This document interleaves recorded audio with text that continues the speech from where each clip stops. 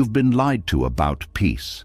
They told you it comes from saying the right thing, from defending yourself, from making people understand your heart.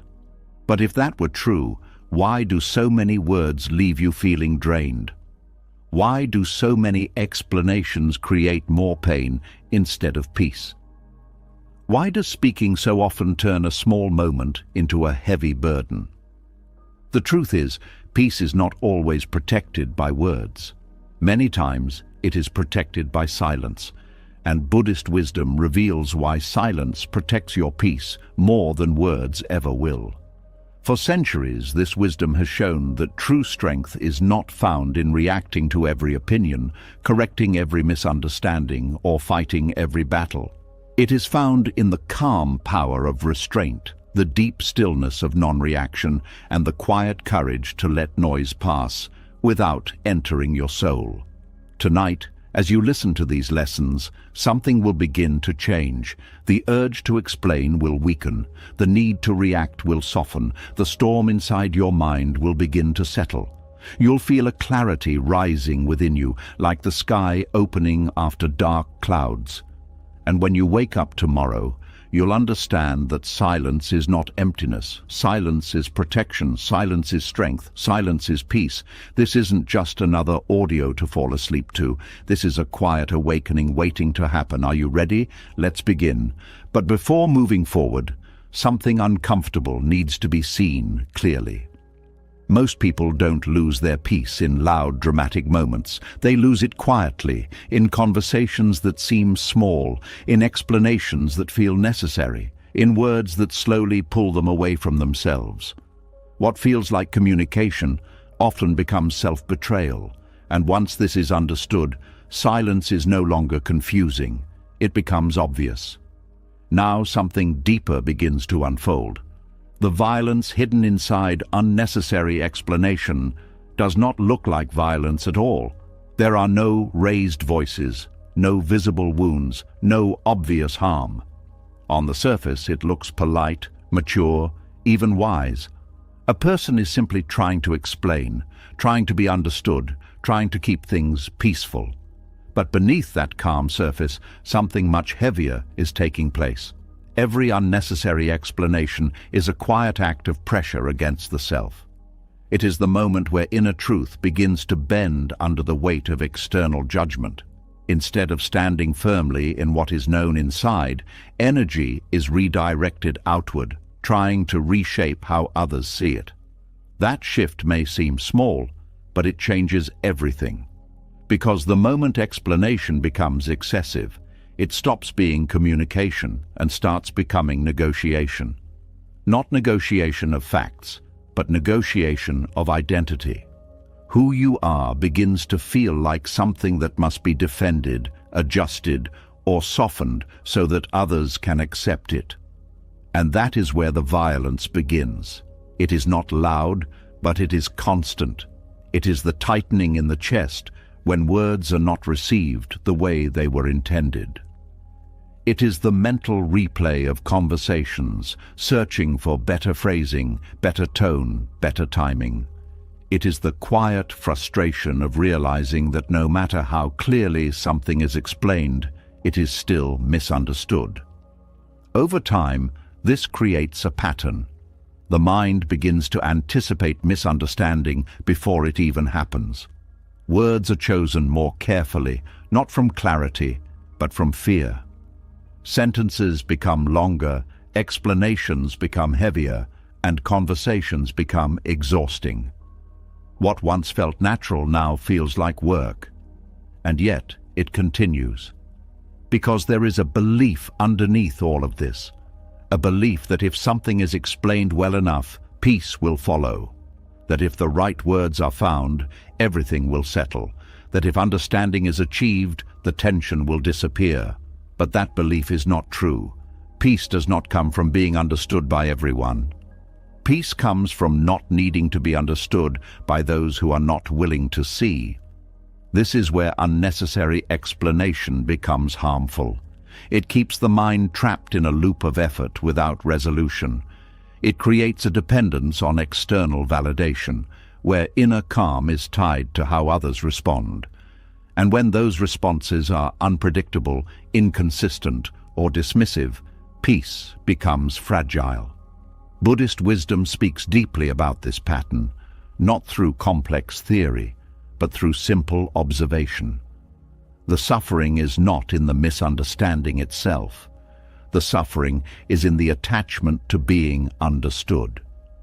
When that attachment is strong, silence feels uncomfortable.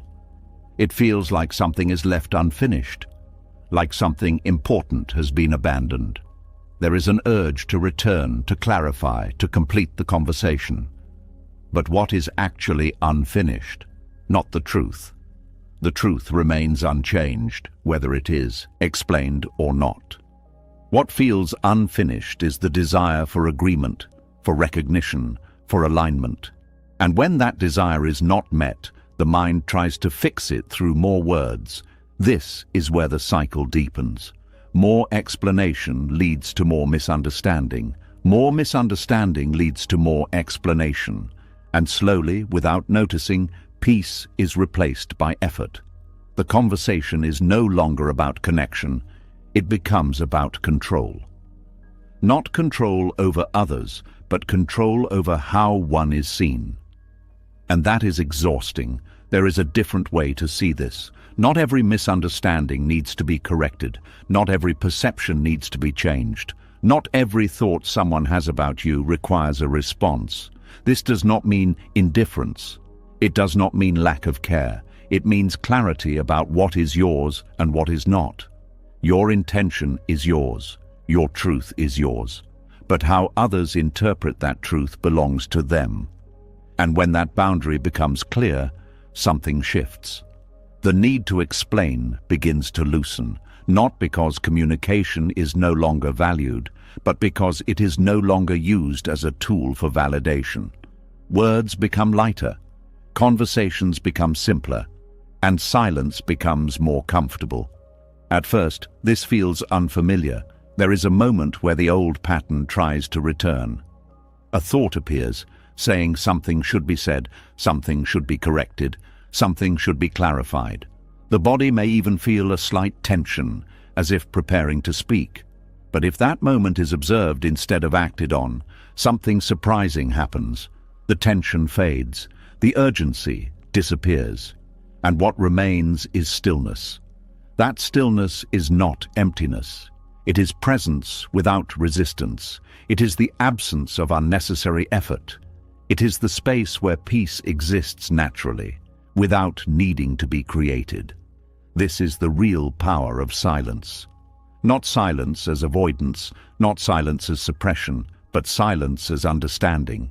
The understanding that not every situation deserves your energy, that not every thought needs to become a word, that not every misunderstanding requires correction. There is also something else that begins to reveal itself. When unnecessary explanation is removed, authenticity becomes stronger. Words that are spoken come from a place of clarity, not pressure. They are not shaped by fear of misunderstanding, but guided by inner alignment. This changes the quality of communication completely. Instead of trying to convince, there is simply expression. Instead of trying to control outcomes, there is openness.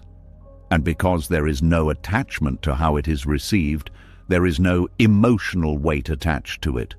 And when words carry no weight, they do not disturb peace.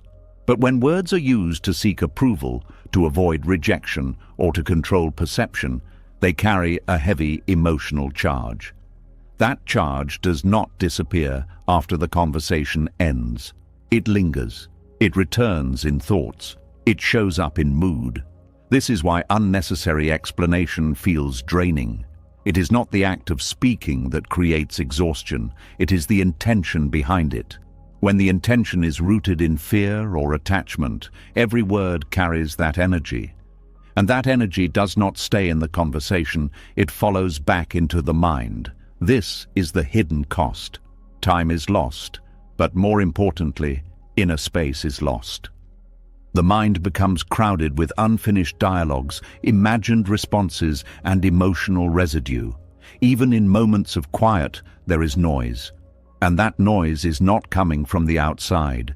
It is the echo of words that were never needed. This is why silence protects peace. Not because silence solves everything, but because it prevents unnecessary disturbance. It removes the conditions that create inner noise. It allows the mind to return to its natural state, which is not constant thinking, but quiet awareness. There is also a deeper layer to this. Unnecessary explanation often comes from a fear of being seen incorrectly. There is a desire to maintain a certain image, to be understood in a specific way.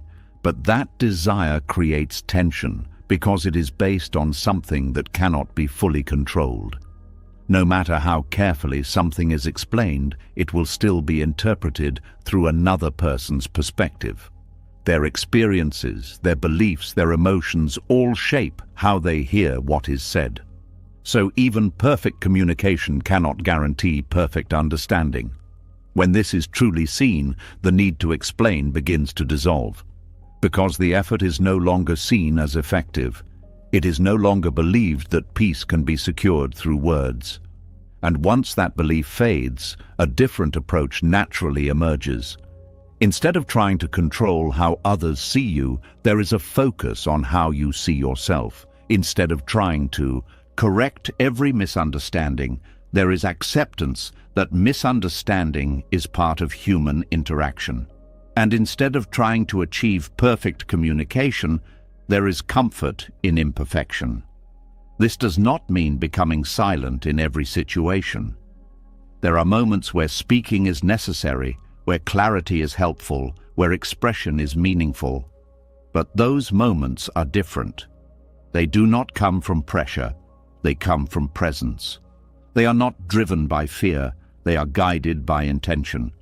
And because of that, they do not disturb peace. They flow naturally, without resistance, without attachment. That is the difference. Unnecessary explanation comes from insecurity. Necessary expression comes from clarity. One creates noise, the other moves through silence without breaking it. This is the subtle but powerful shift. It is not about speaking less or saying nothing. It is about understanding why something is being said. It is about noticing the impulse before the words are formed. And it is about choosing whether that impulse deserves to become sound. When this awareness is developed, silence becomes a choice, not a reaction. And in that choice, there is freedom. Freedom from needing approval, freedom from needing agreement, freedom from needing to be understood by everyone. And in that freedom, peace is no longer something that has to be protected. It simply remains. And once that becomes clear, something even more uncomfortable begins to surface. If unnecessary explanation was quietly taking energy away, then what sits beneath it is even deeper. It is not just the habit of speaking too much, it is the hidden need that keeps those words coming out, a need so subtle that it often feels like responsibility, like care, like doing the right thing. But when it is seen clearly, it reveals something else. Now something heavier unfolds. There is a form of begging that does not look like weakness. It does not ask for money. It does not sound desperate. It does not appear loud or obvious. It hides inside normal conversations, inside polite sentences, inside the urge to be understood. It sounds like trying to explain one more time. It sounds like correcting how someone sees you. It sounds like adding more words, hoping that this time it will finally land. But beneath all of that, there is a quiet request being made. Please see me differently. Please understand me. Please don't reduce me to this version of me. This is psychological begging, and most people don't even realize they are doing it because it feels justified. It feels like maturity. It feels like healthy communication. But the deeper truth is, it is driven by a need that cannot be fulfilled externally. The need to be validated, the need to be seen correctly, the need to feel secure in how others perceive you. And once that need takes control, silence becomes almost impossible, because silence feels like loss. It feels like giving up the chance to fix how you are seen. It feels like allowing misunderstanding to exist. It feels like letting go of control. So the mind keeps reaching outward. It keeps forming sentences, building explanations, trying again and again. Not because it is necessary, but because it is afraid of what happens if it stops. But what actually happens when it stops? At first, there is discomfort. A quiet tension appears, a feeling that something is incomplete. The mind starts to create reasons to speak again. It says something should be said, something must be corrected, something is missing. But if that moment is not followed, if the impulse is simply observed, something begins to change. The need starts to weaken, because it was never about the words. It was about the attachment behind the words. Buddhist wisdom points directly to this. Suffering is not created by what others think. It is created by the attachment to changing what others think. When that attachment is strong, every misunderstanding feels like a threat. Every incorrect perception feels like something that must be fixed, and silence feels like surrender. But when that attachment loosens, silence becomes something else entirely. It becomes release. It becomes the end of chasing. It becomes the end of trying to manage every perspective that exists about you. And in that ending, there is something unexpected: relief. Because psychological begging is exhausting. It is not just about the moments of speaking, it is about the mental weight that follows. The replaying of conversations, the analyzing of words, the wondering if something else should have been said. It creates a constant loop. Say something, think about it, adjust it, say something again, and no matter how many times it is repeated, it never feels complete, because the real need is not being met. External validation cannot fully settle an internal insecurity, so the loop continues. But silence interrupts that loop completely, not by solving the need, but by exposing it. When there are no more words to hide behind, the underlying feeling becomes visible. The discomfort is no longer covered by action, it is simply there. And that can feel intense at first, because now there is nothing to distract from it. No conversation to fix, no explanation to give, no response to prepare. Just the raw experience of wanting to be understood. But this is where something important happens. When that feeling is allowed without reacting to it, it begins to lose its control. It becomes something that can be observed instead of something that must be acted on. And once it is observed clearly, it starts to change. It becomes lighter, less urgent, less demanding, and slowly, the need to beg for understanding begins to dissolve, not because others suddenly understand you better, but because your peace is no longer dependent on it. This is the real shift. It is not about becoming silent to avoid people. It is about becoming silent because there is nothing left to chase, no need to convince, no need to prove, no need to secure approval. And when that happens, something else begins to grow: self-trust. A quiet, steady sense that your truth does not need constant validation to exist. That who you are is not defined by how accurately others see you. That misunderstanding does not diminish your reality. This kind of self-trust changes everything, because once it is present, the urge to explain begins to feel unnecessary. Not forced, not suppressed, just naturally unnecessary. Words are no longer used to secure identity. They are simply used when needed and left aside when they are not. This creates a different kind of presence, one that is calm, grounded, and unaffected by external noise. And this presence has a subtle effect on others. Without trying, without forcing, it creates a sense of stability, because there is no desperation in it, no neediness, no pressure, just quiet certainty. And that certainty is felt. Even if it is not fully understood, it is felt. But the most important change is internal. The mind becomes quieter, not because thoughts disappear completely, but because they are no longer driven by the same urgency. There is less need to revisit conversations, less need to correct imagined scenarios, less need to prepare responses for things that have not even happened. The constant mental activity begins to slow down. And in that slowing down, there is space. Space to breathe, space to feel, space to simply be. This is something that cannot be created through effort alone. It comes from letting go of what is unnecessary. And psychological begging is one of the heaviest unnecessary patterns. It keeps the mind active without resolution. It keeps energy moving outward instead of settling inward. And it creates a false belief that peace can be achieved through external alignment. But once silence is embraced, that belief begins to break, because silence shows that peace is not something that needs to be negotiated. It is something that is already there, beneath all the effort. And when the effort stops, even for a moment, that peace becomes visible. This does not mean there will never be moments of speaking. There will still be conversations, still be expressions, still be times where clarity is needed.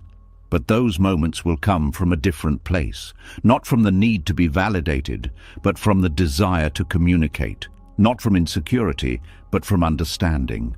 And because of that, they will not carry the same weight. They will not create the same mental loops. They will not disturb the same inner stillness, because they are no longer tied to identity. They are simply actions, not attempts to secure worth. This is the quiet transformation that takes place, not something dramatic, not something visible to everyone, but something deeply significant. The end of psychological begging, the end of chasing understanding, the end of trying to control how you are seen. And in that ending, there is a beginning of a different kind of silence, not empty, not forced, but full of presence, full of clarity, full of peace that does not depend on anything outside of itself. And once that is experienced, even briefly, it becomes clear. Silence is not something to fear. It is something to return to, again and again, until it becomes natural, until it becomes home. And as that quiet shift settles in, something else begins to reveal itself. When the need to explain fades, when the urge to chase understanding weakens, when silence no longer feels like loss, but relief, a new kind of tension appears, not inside you, but around you. Because the moment you stop responding, something in others begins to react. Now something deeper comes into view. There is a strange discomfort that arises when you choose silence in a world that expects reaction. It does not always show up clearly. Sometimes it looks like confusion, sometimes irritation, sometimes a sudden change in tone. But beneath all of it, there is one simple truth. The ego feels threatened when it cannot get a response. The ego, both yours and others, is built on interaction. It survives through feedback, through acknowledgement, through the constant exchange of energy. It expects a pattern, a familiar loop. Something is said, something is returned. Energy flows back and forth. But when that loop is interrupted, when a response does not come, the ego does not know what to do. It loses its footing. This is why silence can feel so powerful and at the same time so unsettling. Because it breaks expectation. Most people are not prepared for that break. They are used to conversations unfolding in predictable ways. They expect reactions that match their tone, their energy, their intention. Even conflict follows a pattern. One person pushes, the other pushes back. One person argues, the other defends. It is a rhythm, and when you step out of that rhythm, the entire structure becomes unstable. This is where the ego begins to react. Not necessarily with awareness, but with instinct. It may push harder, trying to pull you back into the loop. It may repeat itself, increasing intensity, hoping to trigger a response. It may even become more emotional, more provocative, more demanding, not because the situation itself requires it, but because the ego is searching for balance. It is trying to restore what feels normal, but silence does not give it that.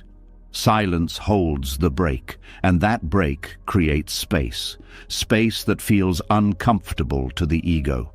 Because in that space there is no control, there is no confirmation, there is no reflection of itself coming back. And without that reflection, the ego begins to feel uncertain. This uncertainty is what creates the feeling of threat. It is not that silence is harmful. It is that silence removes the structure the ego relies on. Without response, there is nothing to push against. Without engagement, there is nothing to hold on to. Without reaction, there is nothing to validate. And this applies not only to others, but also to your own ego. Because the ego within also expects response. It expects you to defend yourself when misunderstood. It expects you to correct when misjudged. It expects you to protect your image, your identity, your position. And when you choose not to respond, that inner voice can become loud. It may say something is wrong. It may create a sense of urgency. It may convince you that silence is weakness, that something important is being lost. But if that voice is observed carefully, it reveals its nature. It is not speaking from truth. It is speaking from habit. A habit formed through years of conditioning, where response was seen as strength and silence was seen as surrender. But this conditioning is not absolute. It can be seen, and once it is seen, it can be questioned. Is every response necessary? Is every reaction required? Is every moment of silence a loss?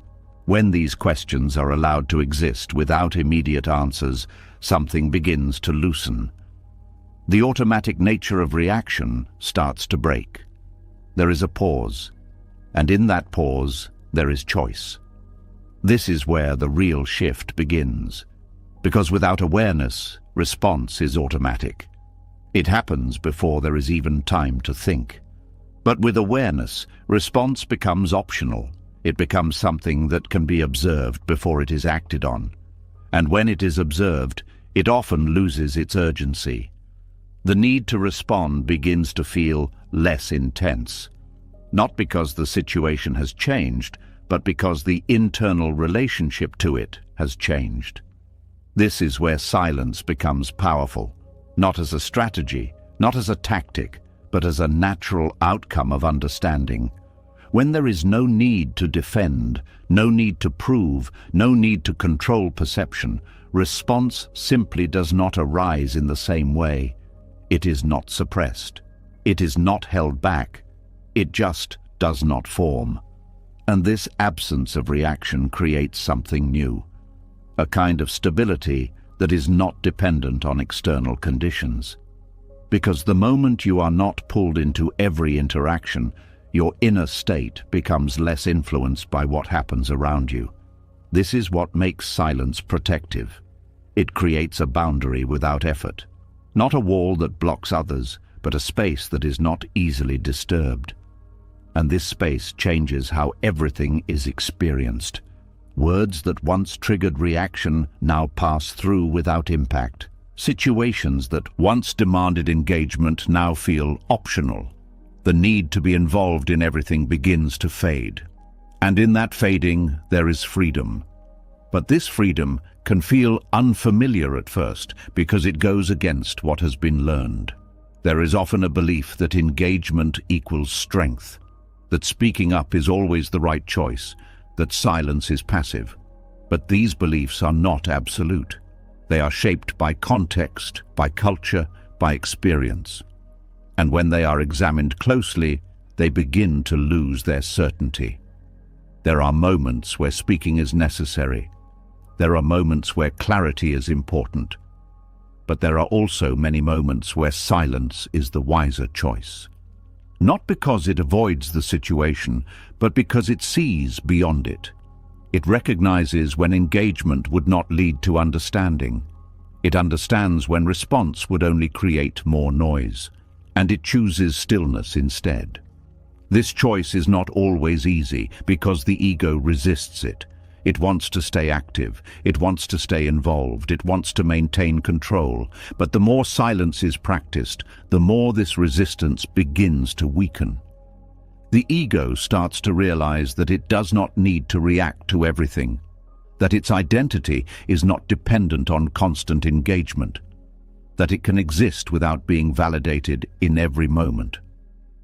And as this realization deepens, something shifts. The sense of self becomes less tied to external interaction. It becomes more stable, more grounded, more consistent.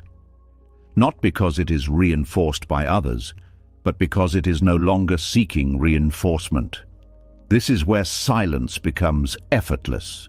It is no longer something that needs to be chosen again and again. It becomes a natural state, a state where response only arises when it is truly needed, and where silence remains when it is not. This changes how others perceive you as well. Not always consciously, but subtly. Because when someone is not easily drawn into reaction, they appear different, more steady, more centered, less affected. And this can create a shift in how interactions unfold. Some may respect it, some may feel challenged by it, some may not understand it at all, but none of that changes the internal experience, because the purpose of silence is not to influence others. It is to protect your own peace, and when that purpose is clear, the external response becomes less important. This is the deeper layer of understanding. Silence is not about controlling the situation. It is about stepping out of the need to control it. It is about recognizing that not everything requires your involvement, that not every moment needs your input, that not every interaction deserves your energy. And when this is truly understood, the ego begins to relax. It no longer feels the need to assert itself constantly. It no longer feels threatened by the absence of response. It starts to see that silence is not a loss. It is a release. A release from constant engagement, a release from the pressure to maintain identity through interaction, a release from the endless cycle of reaction. And in that release, there is peace. Not created, not achieved, but uncovered, because it was always there, beneath the noise, beneath the reactions, beneath the need to respond. And when the noise quiets, even for a moment, that peace becomes visible, clear, steady, untouched. And from that place, everything changes. Not the world, not the people, not the situations, but the way they are experienced. And that is where true freedom begins. And when that inner space becomes steady, something even more revealing begins to unfold. It is one thing to notice the ego reacting, and another thing entirely to see what those reactions create over time. What once felt like small responses, harmless words, quick reactions, begins to show a deeper pattern, a chain that quietly follows every moment of engagement. Now something more profound comes into view. Every reaction carries a consequence, not always visible on the outside, not always immediate, but always present within.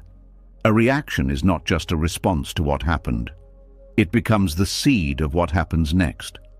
It sets something in motion, both in the world and inside the mind.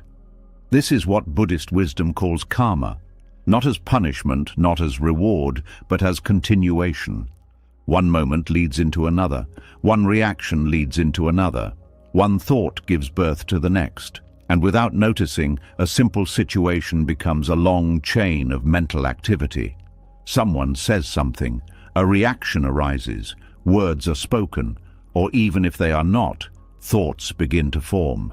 Then those thoughts repeat, they grow, they multiply, and suddenly, what was once a brief moment is now something that follows through the day. This is the karma of reaction. It is not just about what is said externally. It is about what continues internally, because every reaction leaves an imprint. It creates a memory. It creates a feeling. It creates a pattern that the mind can return to again and again. This is why some conversations stay long after they are over. It is not the event itself. It is the reaction that keeps it alive. The mind replays it. It adjusts it. It imagines different outcomes, and in doing so, it keeps the experience active. It keeps the disturbance present. But what if the reaction never happened? What if the moment was seen but not engaged with? Then the chain would not form. The experience would arise and then pass, like a sound that appears and fades, like a wave that rises and falls. Without reaction, there is no continuation. This is the freedom of non-participation. It is not about ignoring life. It is about not feeding every moment with unnecessary energy. It is about allowing things to exist without becoming part of them. This changes everything. Because once participation becomes optional, the weight of experience begins to decrease.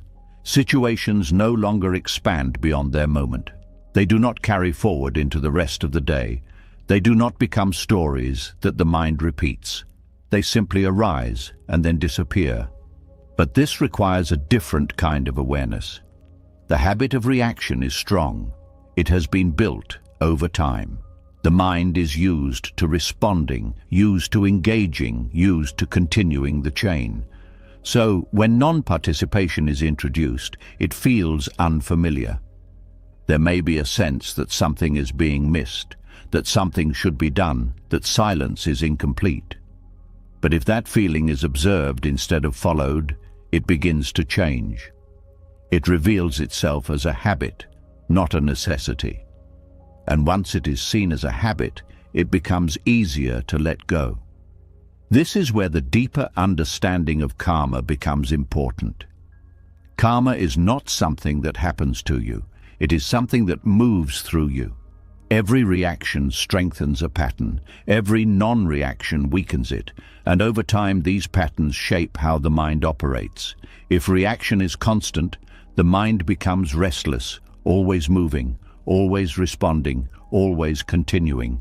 But if non-participation becomes more common, the mind begins to settle. It becomes less reactive, less dependent on external triggers, more stable in its natural state. This is not something that happens instantly. It develops gradually, moment by moment. Each time there is an opportunity to react, there is also an opportunity to not react. And each time non-participation is chosen, even in a small way, the chain is interrupted. This interruption is powerful because it creates a gap, a space where the mind is not moving, where there is no continuation. And in that space, there is stillness. That stillness is not empty, it is full of clarity. Because without the noise of reaction, things can be seen as they are, not through the filter of emotion, not through the distortion of interpretation, but directly. This changes how situations are understood. Reaction often clouds perception. It adds layers of judgment, assumption, and projection. It turns simple events into complex narratives. But non-participation removes those layers. It allows the moment to remain simple, uncomplicated. And because of that, it passes more easily. There is also something else that becomes clear. Many situations do not actually require involvement. They only feel like they do because of the habit of reaction. When someone speaks, it feels natural to respond. When something happens, it feels natural to engage. But this feeling is not always accurate. It is conditioned. And when that conditioning is questioned, new possibilities appear. It becomes possible to witness without interfering, to observe without reacting, to experience without continuing. This does not create distance from life, it creates clarity within it. Because when there is no constant reacting, patterns begin to show themselves.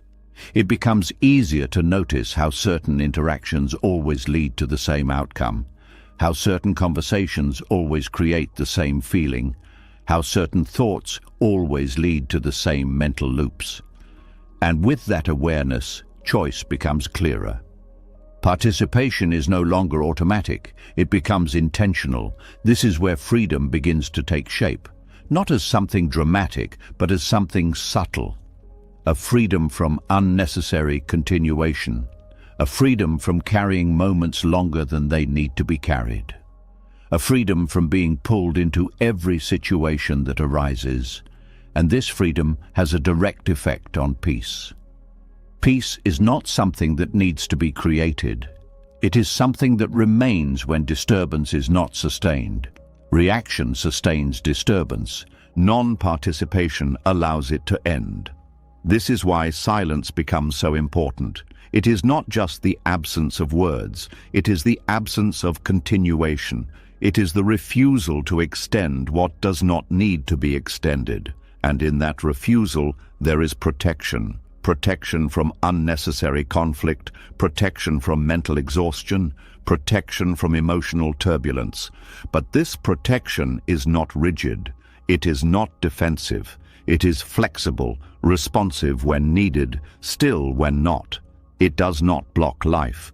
It allows life to flow without interference. This is the balance, not complete withdrawal, not constant engagement, but a quiet awareness of what deserves participation and what does not. And this awareness grows stronger over time. The more it is practiced, the more natural it becomes. The more the mind experiences the ease of non-participation, the less it feels the need to react. And eventually, something shifts. The default state is no longer reaction, it becomes presence. This presence does not need to do anything. It does not need to respond to everything. It simply remains, and from that place, actions still happen, words are still spoken, engagement still occurs, but it comes from a different source, not from impulse, not from habit, but from clarity. And because of that, it does not create the same chains. It does not leave the same imprints. It does not disturb the same peace. This is the real freedom. Not freedom from life, but freedom within it. A freedom that does not depend on circumstances. A freedom that is not affected by what others say or do, because it is rooted in something deeper, the understanding that not everything requires participation, and that in choosing not to participate, nothing is being lost. What is being preserved is what matters most: energy, clarity, and peace. Once that is understood, even in a small way, it becomes easier to step back, to let things pass, to allow moments to end without extending them. And in that allowing, there is a quiet strength, a strength that does not need to be seen, a strength that does not need to be proven, a strength that simply exists, steady, unmoved, at peace.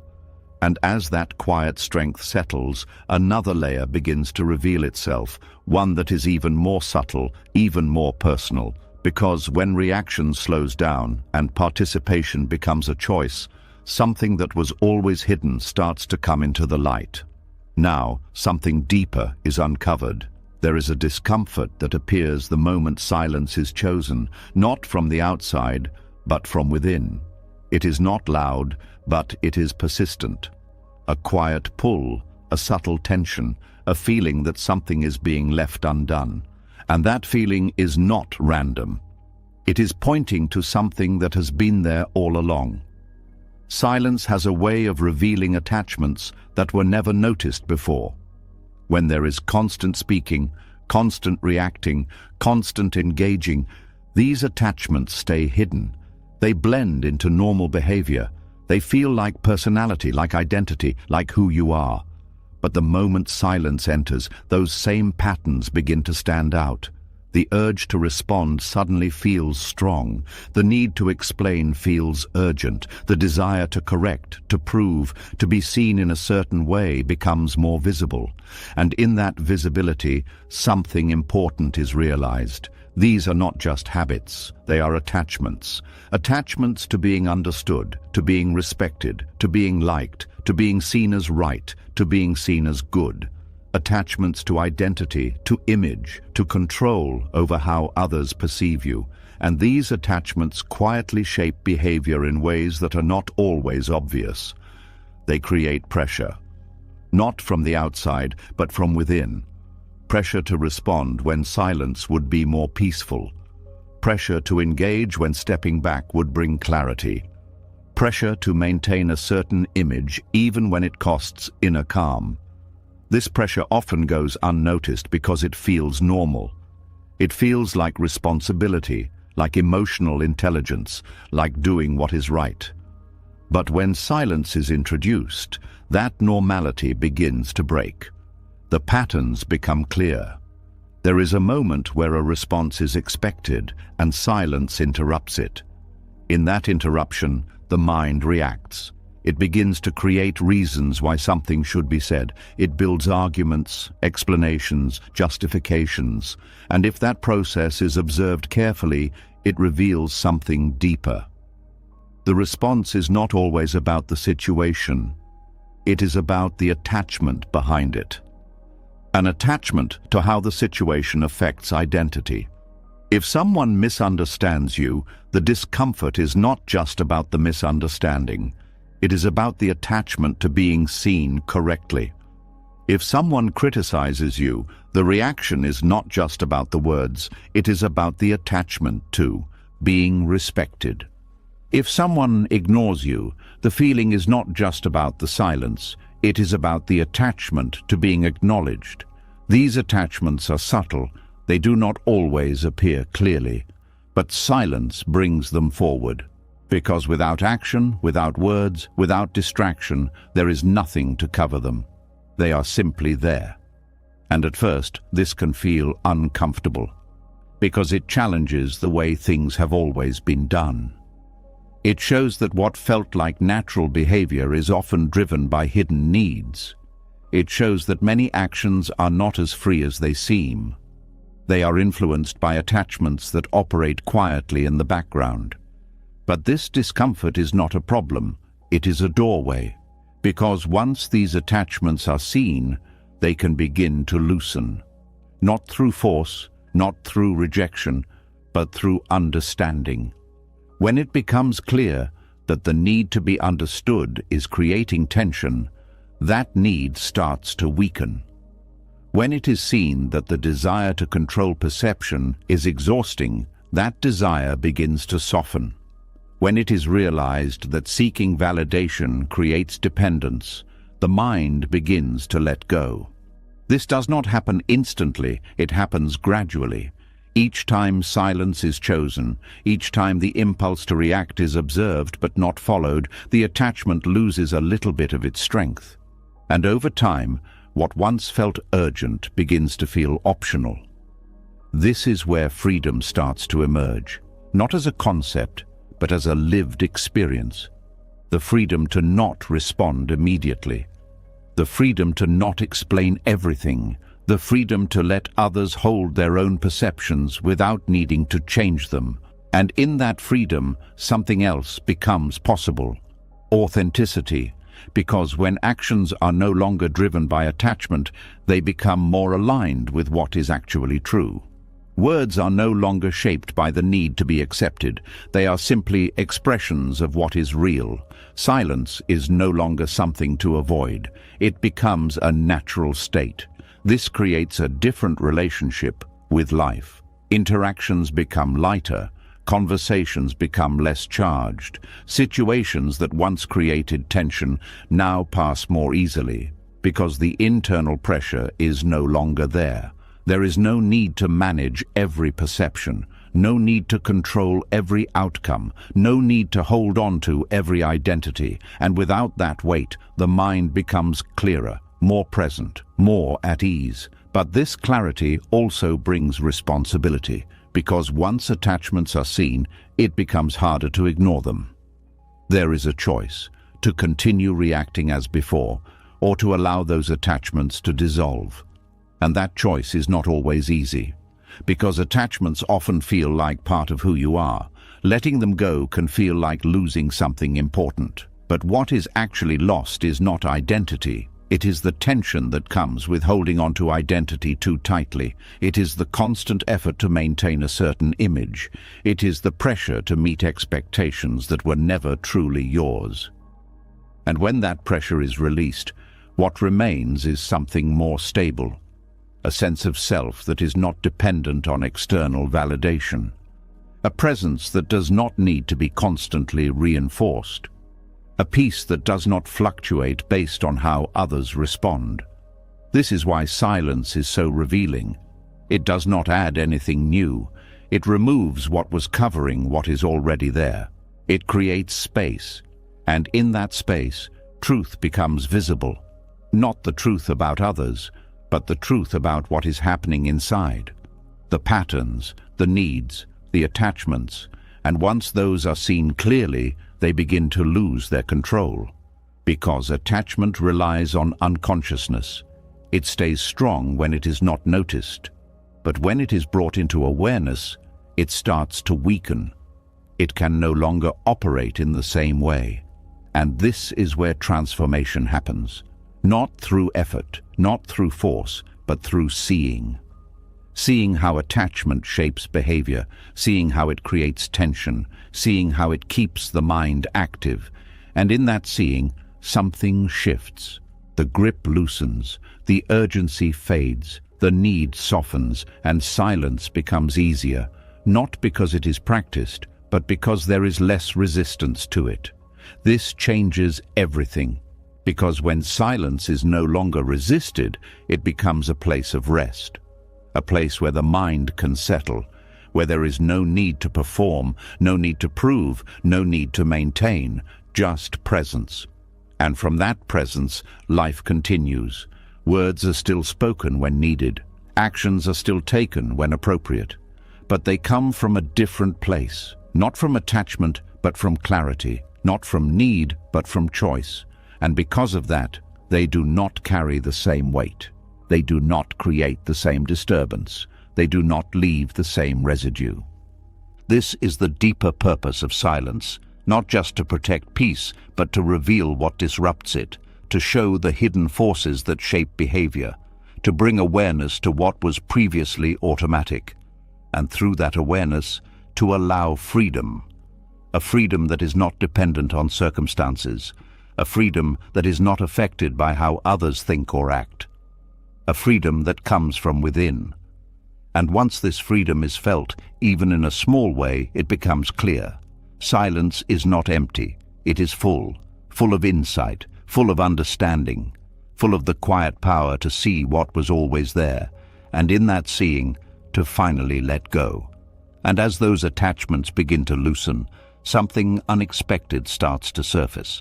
The outside becomes quieter, the reactions become fewer, the need to engage begins to fade, yet inside, something is still moving. A subtle restlessness remains, a kind of noise that does not come from the world, but from within. Now something deeper must be faced. Silence on the outside is simple. Words can be withheld, reactions can be paused, conversations can be avoided. But silence on the inside is different. It cannot be forced. It cannot be created by effort alone. And this is where many people begin to struggle. Because even when the mouth is quiet, the mind is not. There is a stream of thoughts that continues to move, conversations that replay, responses that were never spoken but keep forming, imagined scenarios, remembered words, anticipated outcomes. It is as if the silence outside creates space, and in that space the inner noise becomes louder. This is the inner noise that makes outer silence difficult. It is not visible to others, but it is deeply felt. It is the reason why silence can feel uncomfortable, even when there is nothing happening externally. It is the reason why sitting quietly can sometimes feel more exhausting than speaking. Because the mind is still active, and this activity is not random. It is driven by patterns. Patterns of thinking that have been built over time. Patterns that were reinforced through constant engagement, constant reaction, constant mental movement. The mind has become used to filling every moment with something: words, thoughts, analysis, judgment. So when silence is introduced, it does not immediately bring peace. It brings awareness. Awareness of how much is actually happening inside. This can feel overwhelming at first, because the noise was always there, but it was hidden by activity. Conversations, distractions, interactions kept the attention outward. But when those are reduced, the attention turns inward. And what is found is not always calm. It is often clutter. Thoughts moving without direction. Emotions rising without clear cause. Memories appearing without invitation.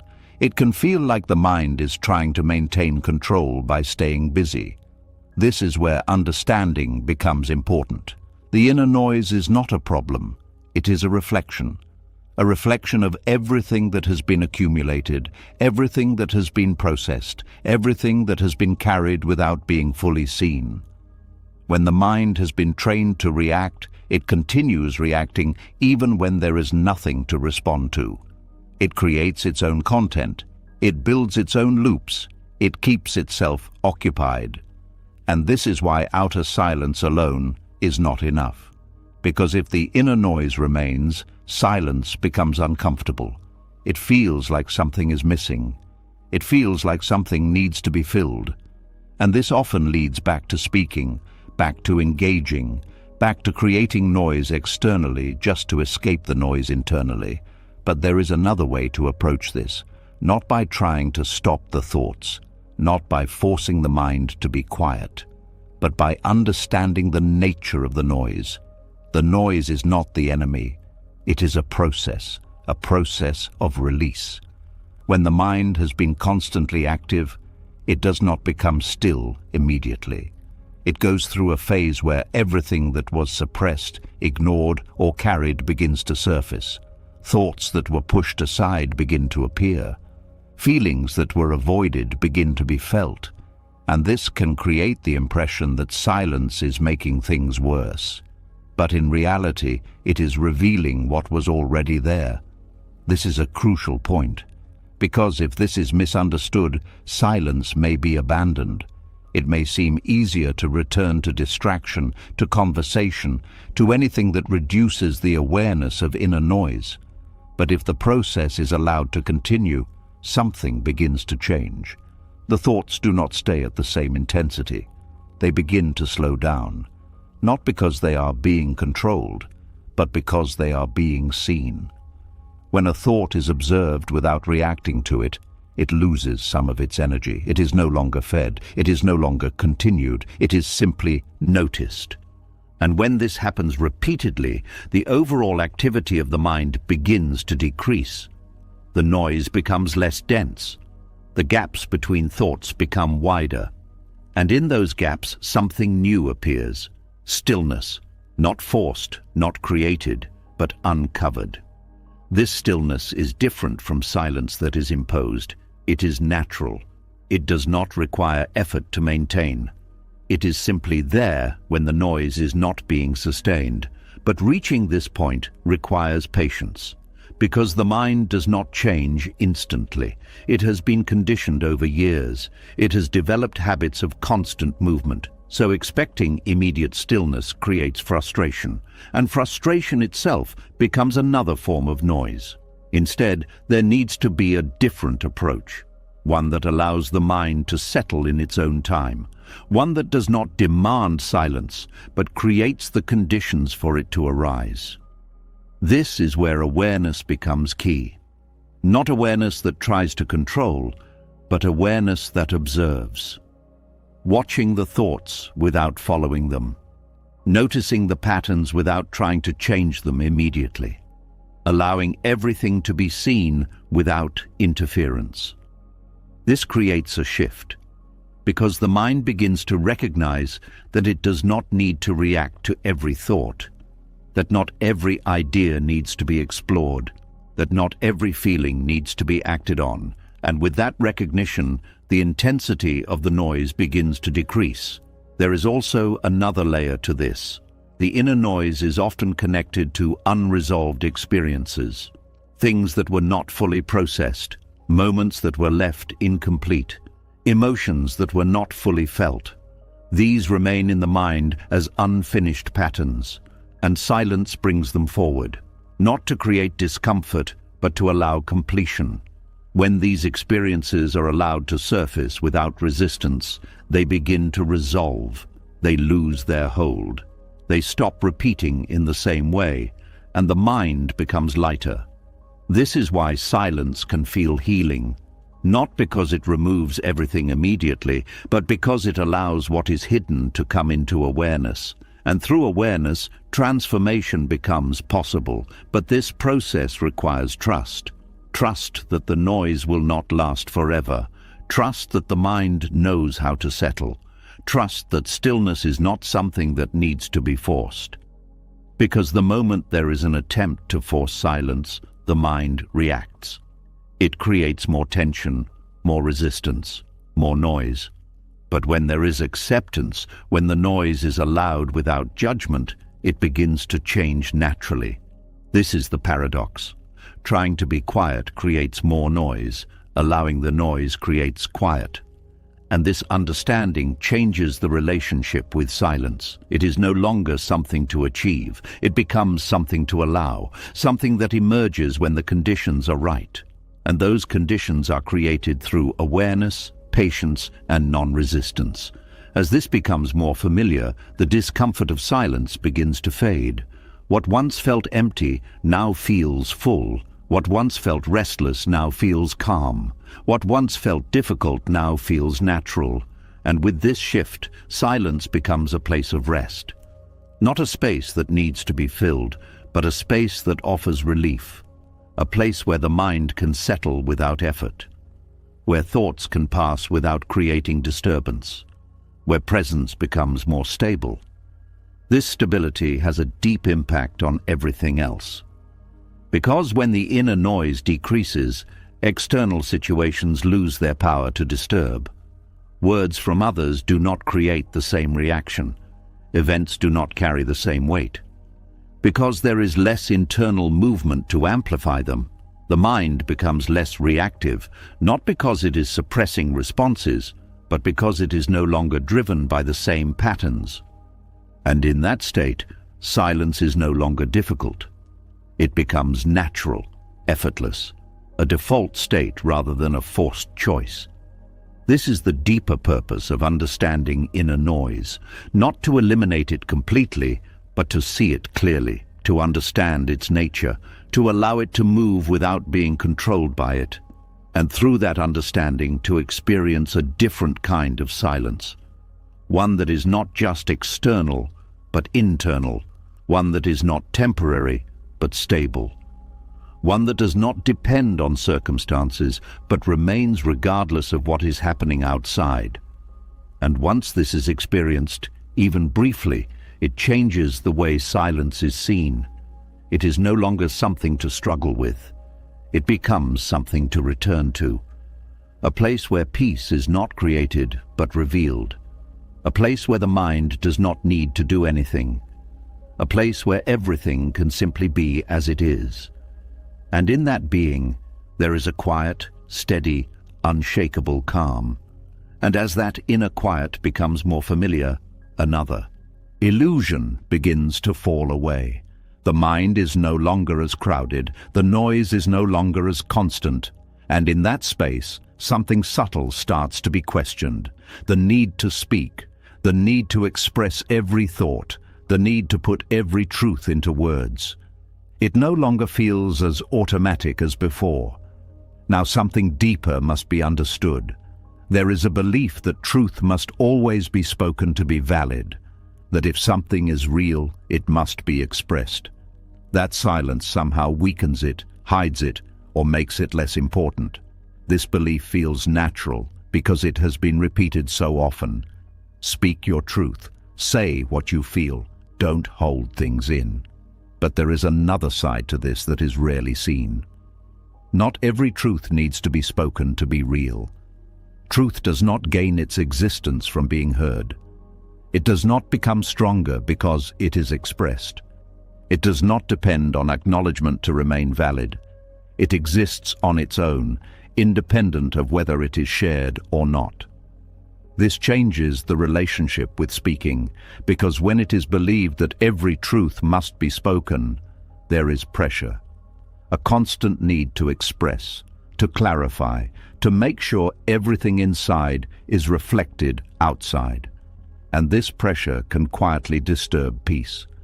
There is a moment when a realization arises inside, a clear understanding, a feeling, a perspective, and almost immediately, the mind looks for a way to express it. It searches for the right words, the right timing, the right audience. But that movement outward is not always necessary. Sometimes it is driven by the need to be recognized. Sometimes it is driven by the desire to be validated. Sometimes it is driven by discomfort with holding something quietly. And this is where speaking can become excessive. Not because the truth is wrong, but because the expression is unnecessary. There are truths that are meant to be lived, not spoken, truths that deepen through silence, not through explanation, truths that remain clear without needing to be shared. When these are expressed too quickly, something is lost. The depth becomes diluted. The clarity becomes shaped by how it is received. The experience becomes external instead of internal. This does not mean that speaking is wrong. It means that speaking without awareness can create disturbance, because words have an effect. They create reactions. They invite interpretation. They open the door for response. And once that door is open, the simplicity of the original truth can become complicated. This is why silence can be protective. It allows truth to remain undisturbed. It gives it space to exist without interference. It prevents it from being pulled into unnecessary interaction. There is also another layer to this. Not everyone is ready to receive every truth. This is not about judgment. It is about understanding. People hear things through their own perspective, through their own experiences, beliefs, and emotional states. So even when something is true, it may not be understood in the same way. It may be misinterpreted, it may be rejected, it may create conflict. And when that happens, the truth itself has not changed, but the experience around it has. This can create frustration, because there is a feeling that something important was shared, but it was not received as intended. And this can lead to more speaking, more explaining, more effort to make it clear. But in many cases, this only adds more noise, because the issue is not the clarity of the words, it is the readiness of the listener, and this cannot be controlled. This is where silence becomes wise, not as avoidance, but as understanding. Understanding that truth does not need to be forced into every situation, that it does not need to be proven, that it does not need to be defended. It can simply exist. And when the right moment comes, when the right conditions are present, it can be expressed naturally, without pressure, without urgency, without attachment. This creates a different kind of communication, one that is not driven by the need to express everything, but guided by awareness of what is necessary. This reduces unnecessary conflict, because many conflicts arise not from falsehood, but from timing, from speaking something that is true but not needed in that moment, from expressing something that is valid but not helpful in that context. And when this happens, the truth becomes part of a problem instead of a source of clarity. But when there is restraint, when there is patience, when there is an understanding of when to speak and when to remain silent, communication becomes more effective. It becomes more aligned, more precise, and because of that, it carries less disturbance. There is also a deeper personal benefit to this. When not every truth is spoken, there is more space to observe, more space to understand, more space to let things settle. This allows insight to deepen, because expression often ends the process of exploration. Once something is said, it feels complete. But when it is held in silence, it continues to evolve. It becomes clearer, more refined, more stable, and when it is eventually expressed, if it needs to be, it comes from a deeper place. This is why silence can be a form of intelligence, not because it hides truth, but because it protects its development. It allows understanding to grow without interruption. It allows clarity to strengthen without external influence. And this creates a more grounded way of being, one where words are not used impulsively, one where expression is not automatic, one where silence is not feared, but valued. There is also something freeing in this.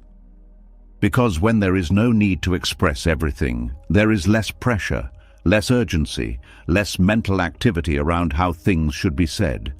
The mind becomes quieter, more at ease, because it is not constantly preparing to speak.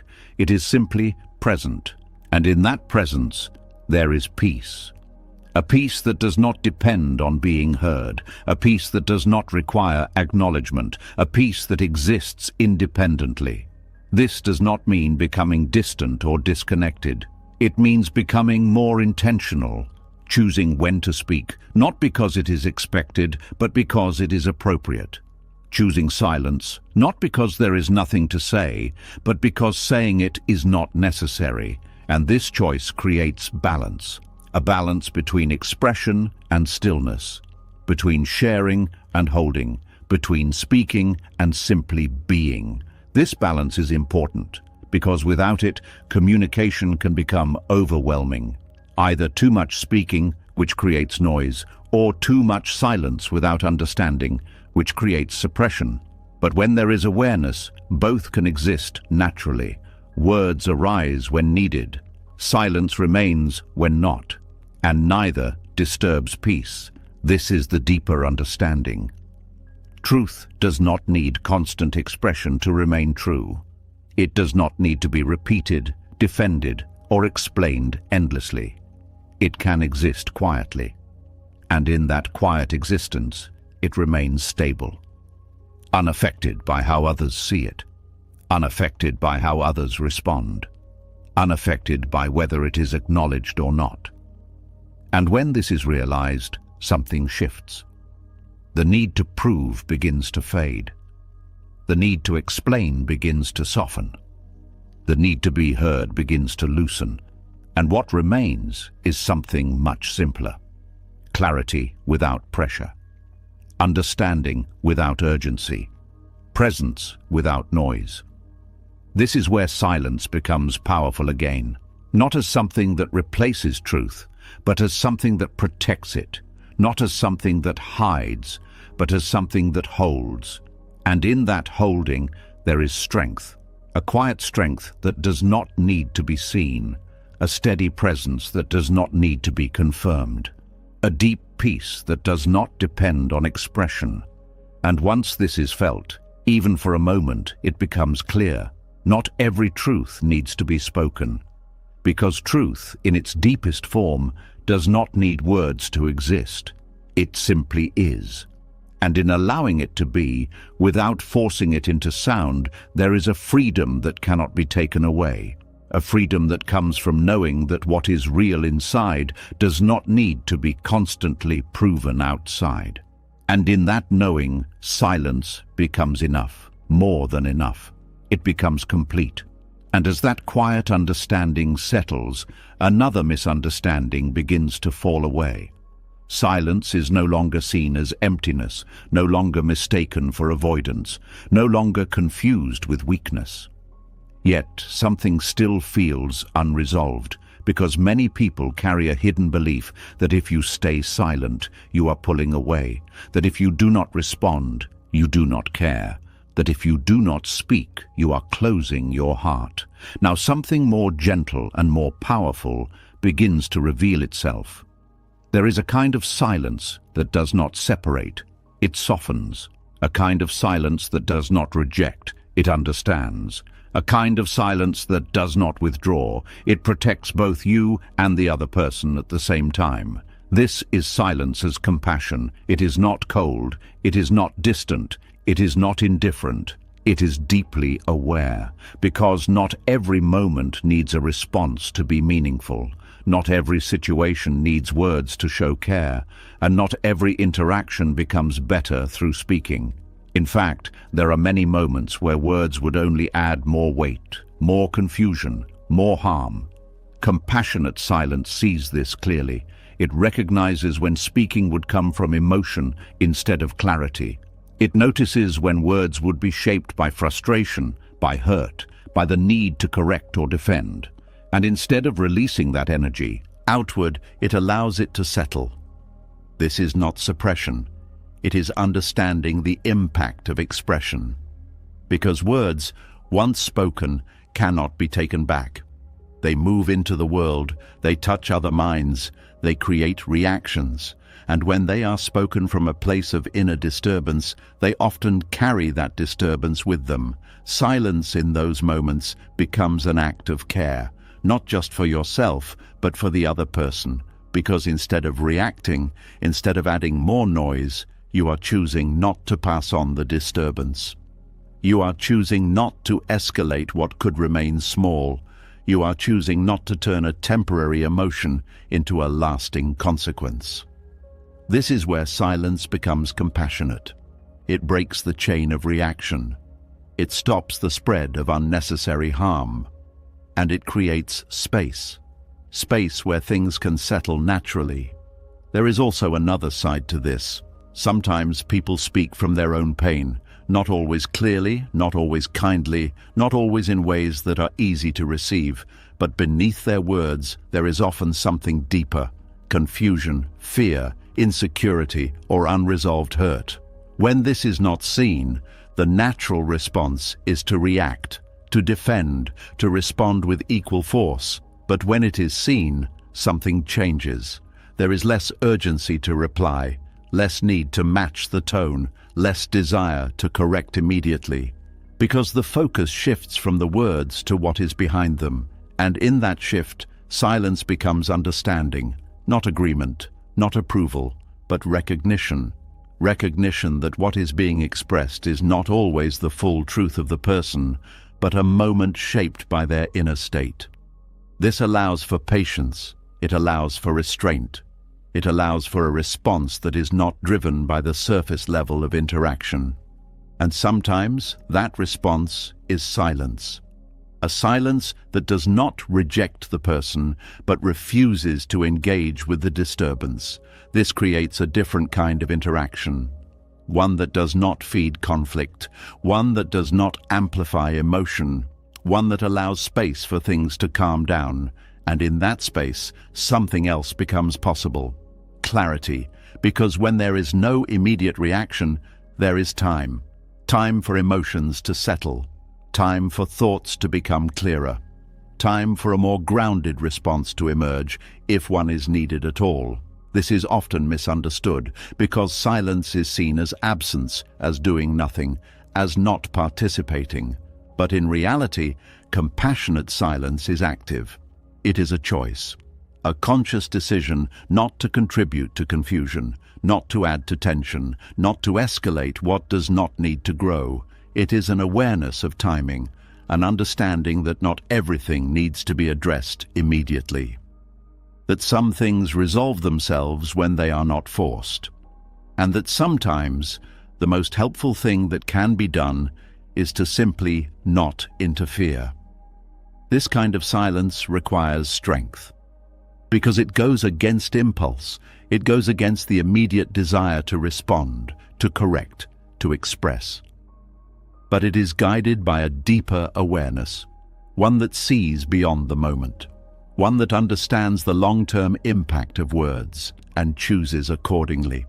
There is also compassion toward oneself in this silence, because reacting from a place of disturbance often creates regret. Words are spoken that do not reflect true intention. Actions are taken that do not align with deeper values. And once those words are out, once those actions are done, there is a sense of heaviness, a feeling that something could have been handled differently. Silence prevents this. It creates a pause, a space where emotion can pass before action is taken. And in that pause, there is protection. Protection from saying things that do not need to be said. Protection from acting in ways that do not need to be acted. Protection from creating unnecessary consequences. This is why silence can be deeply compassionate toward the self. It allows for alignment. It gives time for clarity to return. It prevents momentary feelings from shaping lasting outcomes. There is also something else that becomes clear. Not every person needs a response to feel heard. Sometimes what is needed is presence, attention, space. When someone is speaking from a place of emotion, words in return are not always helpful. They can interrupt. They can redirect. They can shift the focus away from what is being expressed, but silence allows for full expression. It allows the other person to speak without interruption, to feel their own words, to hear themselves, and in that process they often find their own clarity.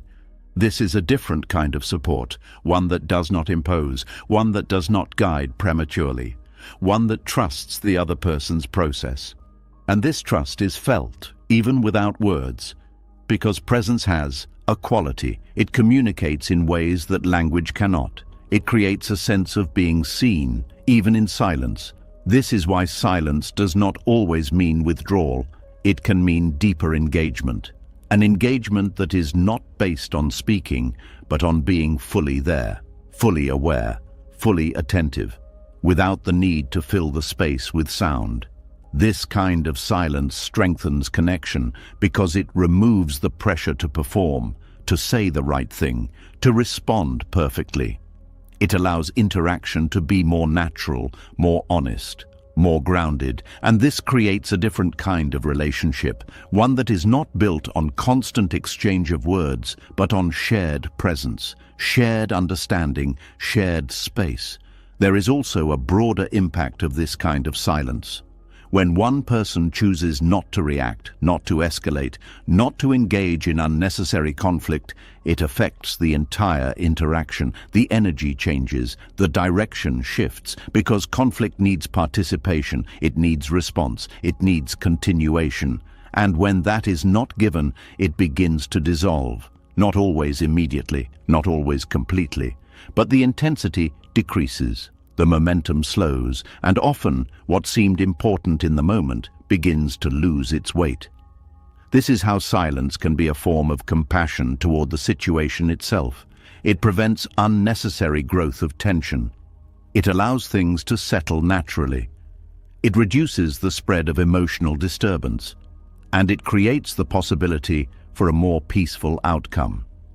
This does not mean avoiding all difficult conversations. There are times when speaking is necessary, when clarity is needed, when expression is important. But even in those moments, silence plays a role, because it creates the foundation from which words arise. Words that come from stillness are different from words that come from reaction. They are clearer, more precise, less charged. And because of that, they are more effective. This is the balance, not choosing silence all the time, not choosing speech all the time, but understanding when each is appropriate and allowing both to arise naturally, without force, without fear, without attachment. This understanding deepens over time. As awareness grows, it becomes easier to see when silence is needed, when speaking would add value, when it would not. And this creates a more harmonious way of interacting with the world, one where peace is not constantly disturbed, one where communication is more intentional, one where relationships are less reactive and more grounded. This is the true nature of compassionate silence. It is not withdrawal, it is not distance, it is not lack of care. It is care expressed in a different form. A form that does not always use words, but is felt just as deeply, if not more. And once this is understood, silence is no longer something to explain. It becomes something to embody, a quiet, steady presence that supports both yourself and others, without force, without noise, without losing peace. And in that presence, something beautiful happens. Not everything needs to be said, because what matters most is already being felt. And as that quiet compassion becomes natural, something even more challenging begins to appear. Because it is one thing to remain silent to avoid harm, and another thing entirely to remain silent when you are being seen in a way that is not true. When someone misunderstands you, something inside reacts almost instantly, a pull to correct, to explain, to set the record straight. That pull feels justified, almost necessary. Now something deeper must be faced. There is a discomfort that comes not from what is happening, but from how you are being perceived. A tension that rises when your intentions are not recognized, when your actions are interpreted incorrectly, when your silence itself is misunderstood. It feels like something important is at risk, as if your identity is being shaped by something outside of your control. And this is where the spiritual power begins to reveal itself. Letting others misunderstand you is not weakness. It is one of the most difficult forms of inner strength, because it goes directly against the need to protect your image. It challenges the idea that you must always be seen correctly to remain whole. It asks you to remain steady even when your reflection in someone else's mind is distorted. This is not easy, because from a very early point there is conditioning to be understood, to be seen as good, as right, as fair. There is a belief that if you are misunderstood, something is wrong, something needs to be fixed, and so the mind moves quickly to correct it. But what if that correction is not necessary? What if your truth does not depend on being accurately perceived? This is where something shifts. When you stop trying to control how others see you, you begin to see how little control was ever there in the first place. Every person sees through their own lens. Their experiences, their beliefs, their emotions all shape what they understand. So even if you explain perfectly, even if you speak clearly, their interpretation will still be influenced by what they bring into the moment. This means that being fully understood by everyone is not realistic, and holding on to that expectation creates tension, because it creates a constant need to adjust, to explain, to align your expression with how you want to be seen. It turns interaction into effort. It makes peace dependent on something unstable. But when you allow misunderstanding to exist, something different happens. The pressure drops. There is no longer a need to fix every perception, no longer a need to correct every assumption, no longer a need to defend every part of your identity. And in that absence of pressure, there is relief. Not because misunderstanding is pleasant, but because the need to control it is gone. This is where the spiritual aspect becomes clear. Because letting others misunderstand you requires detachment. Detachment from image, detachment from validation, detachment from the need to be seen in a specific way. And this detachment creates freedom, freedom from the constant effort to maintain a certain perception, freedom from the emotional weight of being judged incorrectly, freedom from the cycle of explaining and re-explaining. This does not mean you stop caring. It means you stop depending. You stop depending on others to reflect your truth accurately. You stop depending on their understanding to feel secure. You stop depending on their agreement to feel at peace. And when that dependency fades, your center becomes more stable, because it is no longer tied to something outside of you. There is also something else that becomes visible. Misunderstanding often reveals more about the other person than it does about you. The way someone interprets your actions says more about their perspective than your intention. Their reaction is shaped by their internal world, their thoughts, their fears, their past experiences. And when this is seen, there is less urgency to correct them, because their misunderstanding is not something you created, it is something that arose within them. And while you can clarify if needed, you do not need to carry the responsibility of changing it. This creates space. space to observe instead of react, space to understand instead of defend, space to remain grounded even when things are misrepresented. This grounding is powerful because it is not shaken by external perception. It does not fluctuate based on who understands and who does not. It remains steady, and that steadiness becomes a source of peace. But this kind of peace requires letting go of something deeply rooted, the need to have the last word, the need to close every loop, the need to make sure everything is clear. These needs feel strong because they promise resolution. They promise a sense of completion. But in reality, they often lead to more engagement, more explanation, more cycles of misunderstanding, because not every loop can be closed through words. Some loops remain open, some misunderstandings remain unresolved, and that is part of life. Accepting this is not resignation, it is clarity.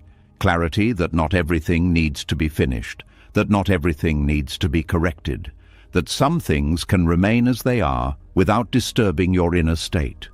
This acceptance brings a different kind of strength, a quiet confidence, one that does not need constant reinforcement, one that does not depend on external alignment, one that remains even when things are unclear. This confidence is not loud, it does not argue, it does not prove, it simply exists. And because of that, it is not easily shaken. There is also a subtle transformation that happens in relationships. When you stop reacting to misunderstanding, the dynamic changes. There is less tension, less back and forth, less need to defend positions. And over time, this can lead to deeper understanding, not through force, but through space. Because when there is no pressure, people sometimes begin to reflect. They begin to see things differently on their own, not because they were convinced, but because they were not pushed. And even if they do not change, your peace is not affected, because it is no longer tied to their perception. This is the essence of letting go. Not letting go of truth, but letting go of the need to control how truth is received. And this letting go creates a sense of lightness, a reduction in mental weight, a decrease in emotional strain, because there is less to manage, less to maintain, less to hold on to. This allows energy to return inward, to be used for awareness, for presence, for clarity, instead of being spent on external correction. And in that shift, life feels different, more spacious, less heavy, more aligned. This does not mean there will never be moments where clarification is needed. There are times when speaking is appropriate, when understanding is important, when silence would not serve the situation. But even in those moments, there is a difference. The intention is not to control perception, it is simply to express, without attachment to the outcome, without needing it to be received in a specific way. And because of that, the interaction remains lighter, less charged, less demanding. This is the balance that develops, knowing when to speak, knowing when to remain silent, knowing when to let things be, and trusting that your peace does not depend on constant correction. This trust is what allows misunderstanding to exist without creating disturbance. It is what allows you to remain centered even when things are unclear. It is what allows you to move through situations without being pulled into every interpretation. And in that movement, there is freedom. A freedom that is not affected by how others see you. A freedom that is not dependent on being understood. A freedom that comes from within. And once this is experienced, even briefly, something changes. The fear of misunderstanding begins to fade. The need to explain begins to soften. The urge to control perception begins to loosen. And what remains is something much simpler: presence, clarity, peace. A peace that does not need to be protected through words, a peace that is not disturbed by misinterpretation, a peace that remains even when others do not see you clearly. This is the spiritual power of letting others misunderstand you, not as a loss, but as a release, a release from the constant effort to be seen in a certain way, a release from the pressure to correct every perception, a release from the need to manage how you exist in the minds of others, and in that release there is space. Space to be as you are, without adjustment, without explanation, without fear. And in that space there is a quiet strength, a strength that does not need to be proven, a strength that does not need to be recognized, a strength that simply remains, steady, unmoved, at peace. And as that quiet strength settles, something even more personal begins to surface. It is no longer about how others see you, or whether they understand you, or even whether they misunderstand you. It becomes something closer, something more subtle, something that happens inside in the very moment you choose to speak. Now something deeper must be faced. There are moments when words do not protect you. They slowly move you away from yourself. It does not happen loudly. It does not feel like a mistake in the beginning. It feels like doing the right thing. It feels like keeping the peace. It feels like being kind, being reasonable, being understanding. But underneath, something else is happening. Speaking can become a form of self-abandonment. This is not about all speaking. It is about the moments when words are used against your own truth. The moments when something inside you says no, but your mouth says yes. The moments when you soften what you feel just to avoid discomfort. The moments when you explain away your own boundaries so that others can remain comfortable. These moments are easy to miss because they look like cooperation. They look like maturity. They look like emotional intelligence. But when they are observed closely, there is a quiet cost. Each time you speak against what you feel, a small distance is created between you and yourself. It is not dramatic, it is subtle, but it accumulates. At first, it may feel like a simple adjustment, a small compromise to keep things smooth, a slight change in tone to avoid tension, a careful choice of words to prevent conflict. But over time, these small adjustments begin to shape how you relate to your own inner voice. You start listening to it less, trusting it less, following it less. And this is where self-abandonment begins to take root. It is not about losing yourself completely. It is about slowly moving away from your center. Each time you ignore what you feel in order to maintain harmony outside, you reinforce the idea that your inner truth is less important than external comfort. This creates a pattern where speaking becomes automatic but not aligned. Words come out, but they do not reflect what is actually inside. They reflect what is expected, what is safe, what will avoid reaction. And this disconnect creates tension, because even if everything appears calm on the surface, something inside knows that what was expressed was not fully true. This creates a kind of internal friction, a feeling that something is off, that something was left unsaid, or worse, that something was said that should not have been. This is the hidden weight of self-abandonment through speech. It does not always show up immediately, but it lingers. It appears later as discomfort, as overthinking, as a sense of being drained after interactions that seemed simple, because energy was used not just to communicate, but to override what was actually felt, and overriding inner truth takes effort. It requires adjustment. It requires control. It requires a constant monitoring of what is being said versus what is being felt, and this creates exhaustion. This is why some conversations feel heavier than others, not because of what was discussed, but because of how much was suppressed or altered in the process. When words are aligned with inner truth, there is ease. Even if the conversation is difficult, there is a sense of clarity. But when words are misaligned, even simple conversations can feel draining, because there is a split between expression and authenticity. This split is what silence can reveal, because when there is no speaking, there is no need to adjust, no need to perform, no need to shape words to fit expectations. There is only what is actually present, and in that presence it becomes easier to see where speaking has been used to move away from that truth. This awareness can be uncomfortable, because it shows how often speaking has been used not as a form of expression, but as a form of avoidance, avoiding conflict, avoiding discomfort, avoiding rejection, avoiding the possibility of being seen differently. And in avoiding these things, something important is sacrificed: the connection with your own inner state.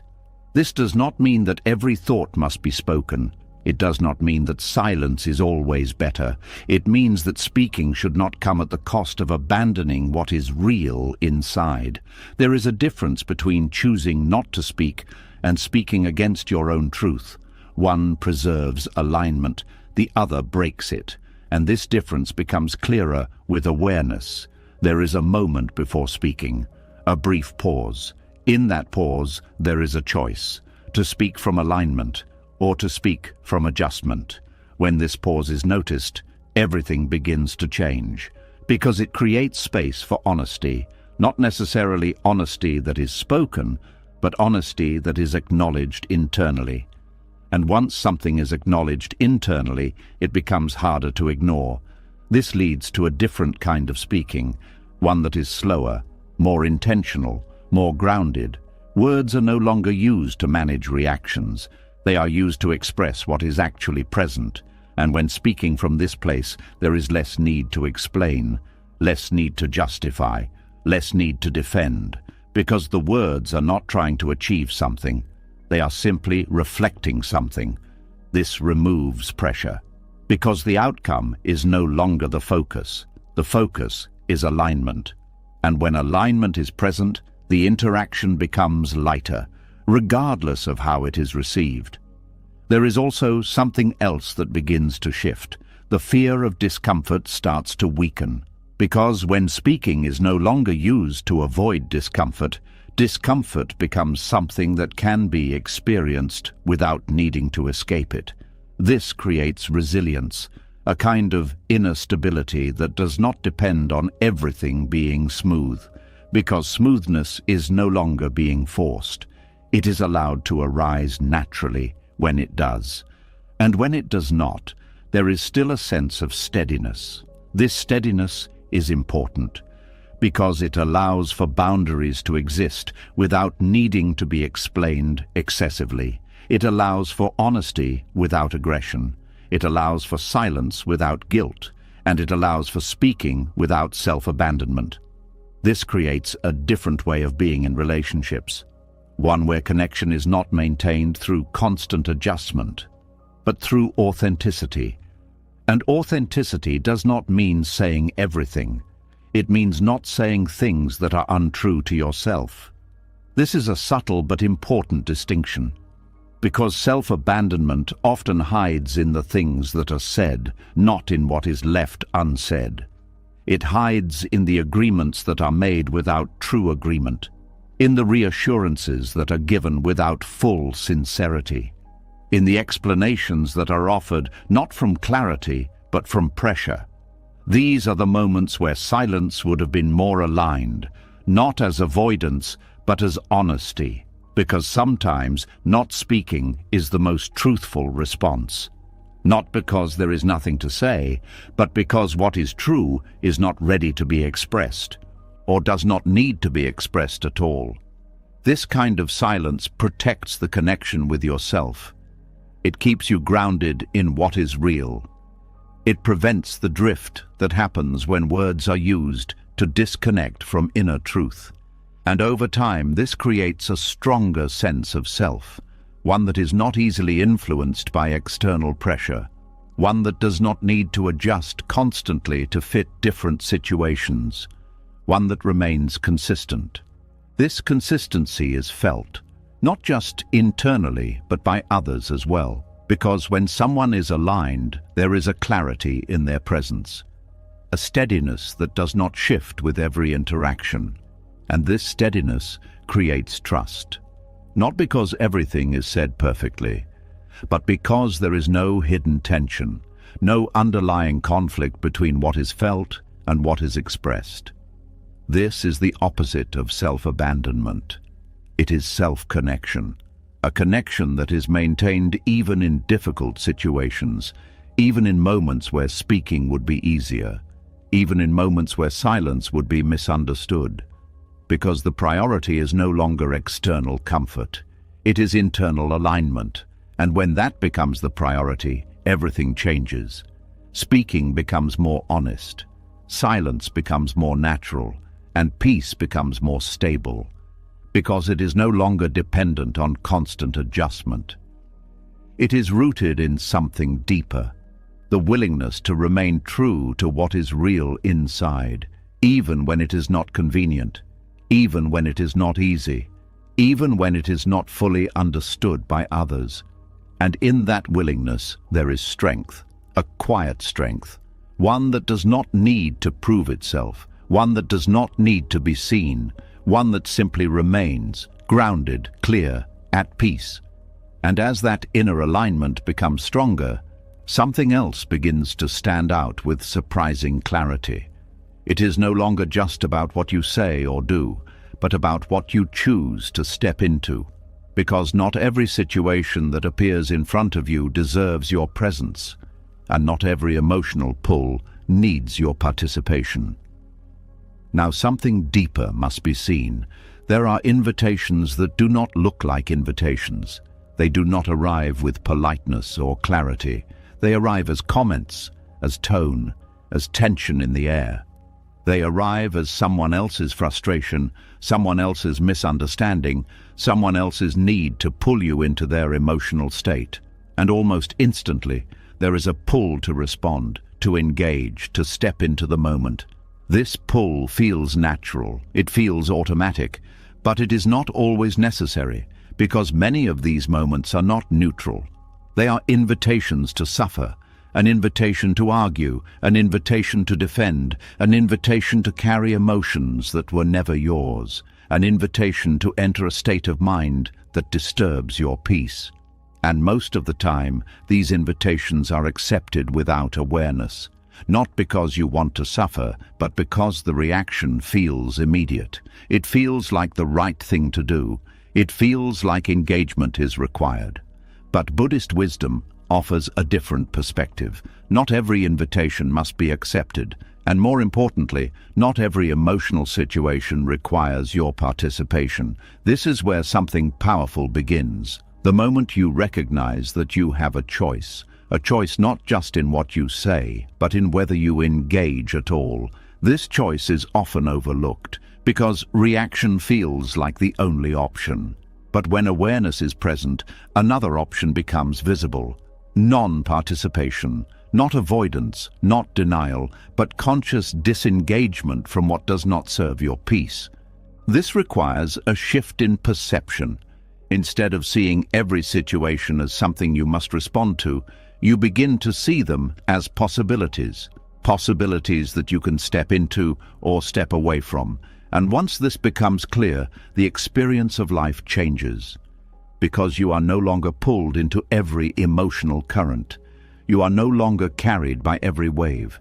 You begin to stand on steady ground, observing, choosing, deciding. There is a moment, often very brief, where this choice exists. Before the reaction, before the words, before the engagement. In that moment, something can be seen. Is this worth my energy? Is this necessary?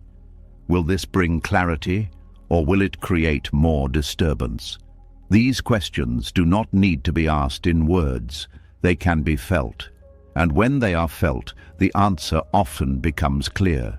Many situations do not need to be entered. Many conversations do not need to be continued. Many emotional exchanges do not need to be joined. And when they are not, something important is preserved. Your energy. Because energy is limited. Every moment of engagement uses it. Every reaction consumes it. And when energy is spent on unnecessary situations, there is less available for what truly matters. This creates a quiet exhaustion, one that builds over time. Because it is not just one situation, it is many small engagements, many small reactions, many small moments where attention is pulled away from stillness and into disturbance. But when non-participation becomes a practice, this begins to change. Energy is conserved, attention is no longer scattered, and the mind becomes more focused, more stable, more at ease. This does not mean becoming distant. It does not mean ignoring people. It means becoming selective. Understanding that not every situation deserves your involvement, that not every emotion needs to be shared, that not every conflict needs your presence. This selectivity is not rejection, it is clarity. Clarity about what aligns with your peace and what does not. And when this clarity is present, decisions become easier. There is less hesitation, less confusion, less internal conflict, because the criteria is simple. Does this support peace or disturb it? And when something is seen clearly as a disturbance, the choice to step back becomes natural. This stepping back can take different forms. Sometimes it is silence. Sometimes it is changing the subject. Sometimes it is physically leaving. Sometimes it is simply not reacting internally. Each of these is a form of non-participation. Each of these is a way of not accepting the invitation. And over time, this becomes a skill, a quiet art. The ability to recognize when something is pulling you into unnecessary suffering and the ability to remain outside of it. This skill develops through awareness, through noticing patterns, through seeing how certain interactions always lead to the same emotional state, through understanding that these patterns are not random, they are predictable, and because they are predictable, they can be avoided, not by controlling others, but by choosing not to engage in the same way.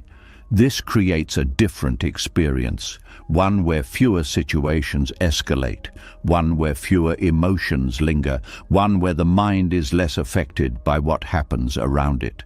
This is not because the world becomes quieter, it is because your participation becomes more intentional. There is also a deeper understanding that emerges. Suffering is often not in the situation itself, it is in the involvement with the situation, in the continuation of it, in the mental and emotional investment that follows. And when that investment is reduced, the suffering decreases. This does not mean that life becomes free of challenges. It means that challenges are experienced differently, with less attachment, with less reactivity, with more space. This space is important because it allows for perspective. When you are fully engaged in a situation, it is difficult to see clearly. Emotions are strong, thoughts are fast, and clarity is limited. But when there is distance, even a small amount, things become easier to understand.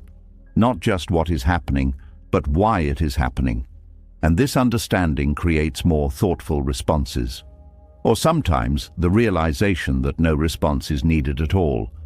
This is where wisdom begins to replace impulse, where choice replaces habit, where peace becomes more stable, because it is no longer constantly disrupted.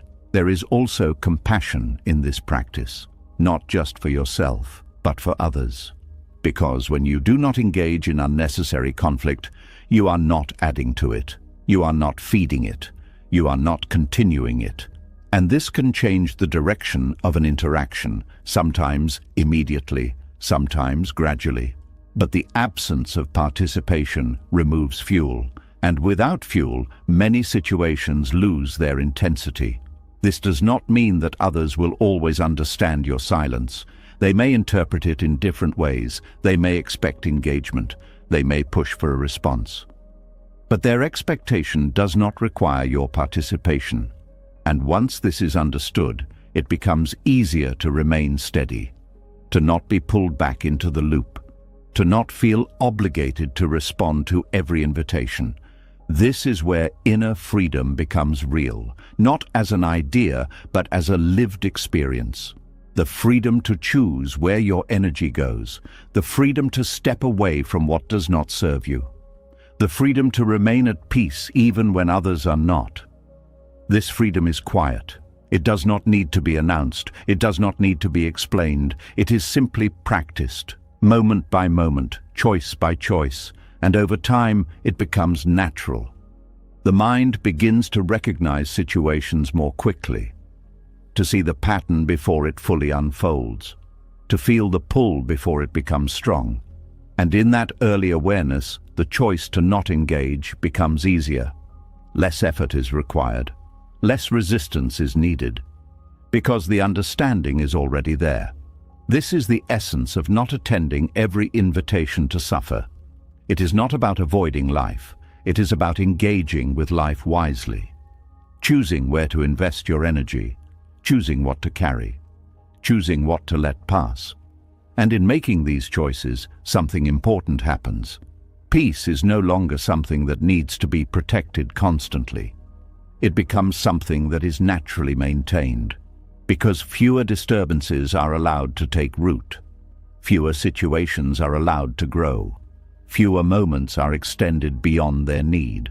And in that simplicity, there is ease. A kind of ease that does not come from controlling the world, but from understanding your place within it. And once this understanding settles, even in a small way, everything begins to feel different, lighter, clearer, more stable, because you are no longer saying yes to everything. You are no longer stepping into every moment that calls you. You are choosing, quietly, consistently, and through that choice, you are protecting what matters most, your peace. And as that quiet discipline deepens, another pattern begins to loosen its grip. It is no longer just about choosing where to place your energy or which situations deserve your attention. Something more personal begins to come into focus. The way you protect yourself, the way you react when something touches your identity, the way you rise to defend what you believe you are. Now something deeper must be understood. There is a version of you that has been built over time, a version that reacts quickly, explains quickly, protects quickly. It steps forward the moment something feels like a threat, a comment, a tone, a look, a misunderstanding, anything that challenges how you see yourself or how you want to be seen. This is the defensive self. It is not wrong. It is not your enemy. It was created to protect, to keep you safe from rejection, from embarrassment, from loss of control. It learned to respond before fully understanding. It learned to speak before silence could be considered. It learned that defense is strength. But this version of you carries weight because it is always alert, always ready, always watching for what might need to be corrected, explained, or protected. And this constant readiness creates tension, a tension that is not always obvious, but always present. This is where silence begins to change everything. Because silence does something that reaction cannot. It removes the need for immediate defense. When there is no response, the defensive self has no role to play. It does not disappear instantly, but it begins to lose its purpose. Because defense requires engagement. It requires words. It requires action. And when those are not given, something starts to shift. At first there is discomfort. The defensive self does not like being inactive. It feels exposed. It feels like something important is being left unprotected. There may be thoughts that say something should be said, that silence is dangerous, that not responding means losing control. But if this moment is allowed to pass without reacting, something becomes clear. Nothing is actually lost. The identity that felt threatened remains intact. The truth that felt challenged remains unchanged. The self that felt the need to defend is still there, but without the urgency. And in that realization, the grip of the defensive self begins to loosen. Because it starts to see that not every situation requires protection. Not every comment is a threat. Not every misunderstanding is damage. This is a quiet but powerful shift. Because the defensive self is built on the idea that something must always be maintained. An image, a role, a version of yourself. But when silence is practiced, it becomes clear that these things do not need constant protection. They exist without effort, and in many cases, they are not as fragile as they seemed. This reduces the need to defend, not through force, but through understanding. Understanding that the self does not need to react to remain whole. That identity does not need to be reinforced in every moment. That presence does not need to be proven through words. As this understanding deepens, the defensive patterns begin to fade. There is less urgency to respond, less need to explain, less pressure to correct. And in the absence of these, something new begins to emerge. A quieter sense of self, one that does not react immediately, one that does not feel threatened easily, one that does not need to protect itself constantly. This is not weakness, it is stability, because when the defensive self is active, stability depends on external conditions, on how others behave, on what others say, on how situations unfold. But when the defensive self begins to dissolve, stability comes from within. It is no longer tied to what is happening outside. It remains steady regardless of circumstances. This creates a different experience of life, one where situations do not feel as intense, where interactions do not feel as personal, where words from others do not carry the same weight. Because there is less identification with what is being protected, there is also a deeper layer to this. The defensive self is closely tied to ego, not in a negative sense, but in a functional sense. The ego creates a sense of identity. It organizes experience, it helps navigate the world. But it also creates attachment. Attachment to being right, attachment to being seen a certain way, attachment to maintaining control. And these attachments fuel defense. When they are challenged, the ego responds. It moves quickly to restore balance, to correct, to protect, to re-establish what feels threatened. But when silence is introduced, this process is interrupted. The ego does not receive the usual response. It does not get to act in the way it is used to. And this creates a pause where something can be observed, the attachment itself, the need to defend, the fear behind it. And in that observation, something begins to dissolve. Because attachment cannot remain strong when it is seen clearly. It loses its automatic power. It becomes something that can be understood instead of something that must be acted on. This is where the defensive self begins to fade. Not because it is forced away, but because its foundation is no longer reinforced. Without constant reaction, the patterns weaken. Without constant defense, the need decreases. And over time, what once felt necessary begins to feel optional. This creates a new way of being, one where the self is not constantly protected, but naturally stable. One where identity is not defended, but simply lived. One where presence is not maintained through effort, but through stillness. This stillness has a different quality. It is not empty. It is full of awareness, full of clarity, full of quiet confidence. Because when there is no need to defend, there is nothing to prove. And when there is nothing to prove, there is no pressure. This removes a significant amount of mental activity, the constant monitoring of how you are perceived, the constant adjustment of how you respond, the constant anticipation of what might need to be defended. All of this begins to fade, and in its place there is space. Space to simply be, space to experience without reacting, space to remain present without needing to manage every detail. This is the deeper effect of silence. It does not just reduce external noise, it changes internal structure. It shifts how the self relates to experience. From defensive to receptive, from reactive to aware, from controlled to natural. This does not mean that boundaries disappear. It does not mean that everything is accepted without discernment. It means that boundaries are no longer enforced through defense. They are maintained through clarity. A clarity that does not need to argue, that does not need to prove, that simply knows. And because it knows, it does not need to react. This creates a different kind of strength. Not the strength of resistance, but the strength of non-dependence. A strength that is not built on defending identity, but on understanding that identity is not as fixed as it appears. That it can exist without constant reinforcement. That it can adapt without losing its essence. And this understanding removes fear. Fear of being seen incorrectly, fear of being judged, fear of being misunderstood. Because these no longer threaten the core. They become surface-level events, temporary, passing, not something that needs to be engaged with deeply. And in this lightness, the defensive self continues to dissolve, not completely disappearing, but becoming less dominant, less active, less controlling.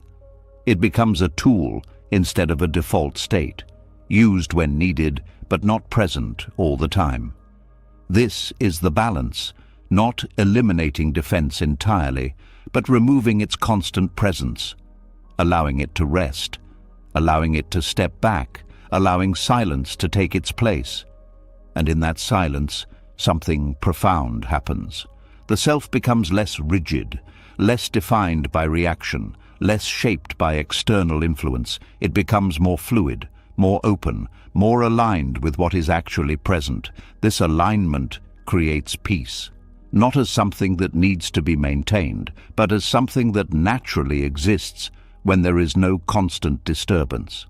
And without the defensive self, disturbance decreases, because there is less resistance, less opposition, less need to protect. This does not make you passive. It makes you aware. Aware of what truly matters, aware of what deserves attention, aware of what can be left alone. And this awareness guides action, not through impulse, but through understanding. And in that understanding, there is freedom. Freedom from constant reaction, freedom from constant defense, freedom from the pressure to maintain a certain identity, a freedom that allows you to move through life with less tension, less effort, less noise. And in that movement, there is a quiet presence, a presence that does not need to be protected, a presence that does not need to be explained, a presence that simply is, steady, clear, at peace. And as that defensive layer continues to soften, something even more uncomfortable begins to rise. It is no longer about reacting or not reacting, no longer about protecting or not protecting. It becomes something deeper, something that touches how you are seen by others, and more importantly, how you feel about being seen. Now something difficult must be faced. There is a quiet fear that lives beneath silence, a fear that if you do not respond, if you do not defend, if you do not assert yourself, you will appear weak, that others will think less of you, that your silence will be mistaken for inability, for lack of confidence, for surrender. This fear is strong because from an early point, strength has been associated with action, with speaking up, with standing your ground, with proving yourself. And anything that looks like withdrawal, anything that looks like softness, anything that looks like stillness is often interpreted as weakness. So when silence is chosen, there is tension, not just from others, but from within. A voice that says something should be done, that silence is not enough, that strength must be shown. But this is where a deeper understanding begins. Peace does not come from proving strength. It comes from no longer needing to prove it. And this requires courage, not the loud kind, not the kind that dominates or overpowers, but a quiet courage. The courage to be misunderstood, the courage to not respond, the courage to remain still when everything inside is asking to react. And most of all, the courage to appear weak in a world that values constant assertion. This is not easy, because appearance matters in social interaction. How you are seen affects how you are treated, and there is a natural desire to maintain a certain image, to be respected, to be taken seriously, to not be overlooked. But chasing that image creates pressure, because it requires constant effort, constant adjustment, constant awareness of how you are being perceived. And this effort takes energy. It creates tension. It keeps the mind active, always watching, always managing, always trying to maintain control. But when peace becomes the priority, something shifts. The need to maintain image begins to lose its importance, not completely, but enough to create space. Space to choose stillness over reaction, even when it may be misinterpreted. This is where courage becomes necessary, because choosing silence in those moments can feel like stepping into uncertainty. There is no immediate feedback, no confirmation, no reassurance, just stillness, and the possibility that others may not understand it. But this is also where strength begins to reveal itself in a different form. Because true strength is not always visible. It does not always announce itself. It does not always seek recognition. It exists quietly, steadily, without needing to be seen. This kind of strength does not depend on how others perceive it. It is not affected by misunderstanding. It is not weakened by silence. It remains. And because it remains, it creates stability. A stability that is not shaken by external judgment. A stability that does not require constant reinforcement. This is the kind of strength that peace is built on. Not reactive, not defensive, but grounded, present, unmoving. And to access this, something must be let go. The need to appear strong. Because as long as strength is tied to appearance, it becomes fragile. It depends on how others respond. It depends on how situations unfold. It requires constant validation. But when strength is internal, it does not need to appear in any specific way. It can be silent, it can be still, it can be misunderstood, and still remain intact. This is where the idea of weakness begins to change. What looks like weakness from the outside is not always weakness on the inside. Silence can look like surrender, but internally it can be clarity. Non-reaction can look like passivity, but internally it can be control. Stillness can look like absence, but internally it can be presence. And this difference is important, because once it is understood, the fear of appearing weak begins to fade. Not completely, but enough to reduce its influence, enough to allow different choices to be made. Choices that are not based on appearance, but on alignment. This alignment becomes the guiding factor. Instead of asking how something will look, the focus shifts to how it feels internally. Does this action create peace? Does this response align with clarity? Does this silence preserve stability? And when the answers are clear, the choice becomes easier, even if it appears weak to others. This is where courage is needed, because the external feedback may not always match the internal truth. Others may expect a reaction. They may interpret silence as avoidance. They may assume lack of confidence. And this can create pressure to explain, to justify, to prove otherwise. But if that pressure is followed, the pattern returns. The need to manage perception takes over again, and peace becomes secondary. But if that pressure is allowed to pass, something changes. The need to be seen in a certain way loses its hold, and with it, the fear begins to dissolve. This does not happen instantly. It develops through experience. Each time silence is chosen over reaction and nothing is lost, the fear weakens. Each time stillness is maintained and stability remains, confidence grows. Each time non-response does not lead to harm, trust deepens. And over time, what once felt risky begins to feel natural. This creates a new baseline, one where peace is not sacrificed for appearance, one where alignment is not compromised for approval, one where strength is not defined by reaction, but by presence. This presence has a quiet impact, not always immediately visible, not always recognized, but steady, consistent, unaffected. And because it is consistent, it becomes reliable, not for others, but for yourself. A reliability that does not depend on external conditions. a reliability that remains even when things are unclear. This is where real confidence begins, not in how you are seen, but in how you remain. And this confidence does not need to be displayed. It does not need to be proven. It does not need to be defended. It simply exists. And because it exists, it supports peace. It allows silence to remain without doubt. It allows stillness to exist without fear. It allows non-reaction to feel natural. This is the deeper meaning of courage in this context. Not courage to act, but courage to not act. Not courage to speak, but courage to remain silent. Not courage to assert, but courage to let go. And this courage is not loud. It does not seek attention. It does not draw focus. It is quiet, subtle, but deeply powerful, because it allows you to remain aligned even when the world around you is not. It allows you to maintain peace even when others are reacting. It allows you to move through situations without being pulled into them. And in doing so, it creates a different experience of life, one where less energy is spent on maintaining image, one where less effort is used to control perception, one where more space is available for awareness, for presence, for clarity.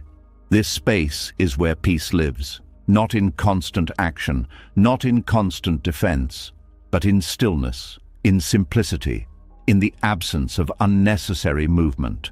And to remain in that space, there must be a willingness to be seen in ways that do not always reflect your inner truth. This is the cost. But it is also the freedom. Because when you no longer need to correct every perception, you are no longer bound by it. You are free to be as you are, without adjustment, without explanation, without performance. And in that freedom, there is a quiet strength, a strength that does not need recognition, a strength that does not depend on validation, a strength that remains regardless of how it appears. And once this is felt, even briefly, something changes. The fear of appearing weak begins to lose its power. The need to prove begins to fade. And what remains is something much simpler. Peace, not fragile, not dependent, but steady, protected, alive within silence. And as that quiet courage begins to feel more natural, something else starts to become visible, something that was always there, but rarely noticed. It is not loud, not dramatic, but it sits beneath many interactions, slowly draining energy over time. Now, something more personal must be seen. There is a kind of tiredness that does not come from work or from physical effort or from lack of sleep. It comes from constantly trying to be understood, from explaining what you meant, clarifying how you feel, correcting how you were perceived, over and over again. This tiredness builds quietly. It hides behind normal conversations. It blends into daily interactions. It feels like part of life. But when it is observed closely, it reveals something deeper. It is the exhaustion of always having to clarify your heart. This exhaustion does not come from speaking itself. It comes from the need behind the speaking, the need to make sure your intentions are seen correctly, the need to prevent misunderstanding, the need to align how you feel with how others perceive you. And this need creates effort, not just in the moment, but before and after. Before speaking, there is preparation, choosing words carefully, thinking about tone, considering how something might be received. During speaking, there is monitoring, watching reactions, adjusting explanations, adding more detail when something does not seem clear. After speaking, there is reflection, replaying the conversation, wondering if it was understood, thinking about what could have been said differently. This cycle repeats, and each repetition uses energy. It may not be obvious at first, but over time it accumulates. It creates a constant background activity in the mind, a sense that something is always being managed, always being adjusted, always being clarified. This is where the exhaustion comes from, not from the words themselves, but from the ongoing effort to maintain clarity in the eyes of others. There is also something else that makes this exhausting. It does not always work. No matter how clearly something is explained, it can still be misunderstood. No matter how carefully words are chosen, they can still be interpreted differently. And when this happens, the natural response is to try again, to explain more, to clarify further, to make sure it is understood this time. But this creates a loop where effort continues, but resolution does not always come. And this loop can feel endless, because there is always another angle, another way to explain, another attempt to align perception. But the truth is, complete alignment is not always possible, because understanding is not controlled by expression alone. It is shaped by the listener, their perspective, their experiences, their current state. And these factors are not in your control. This is where the exhaustion deepens, because energy is being spent on something that cannot be fully managed. There is an attempt to control how something is received, but reception is not something that can be controlled.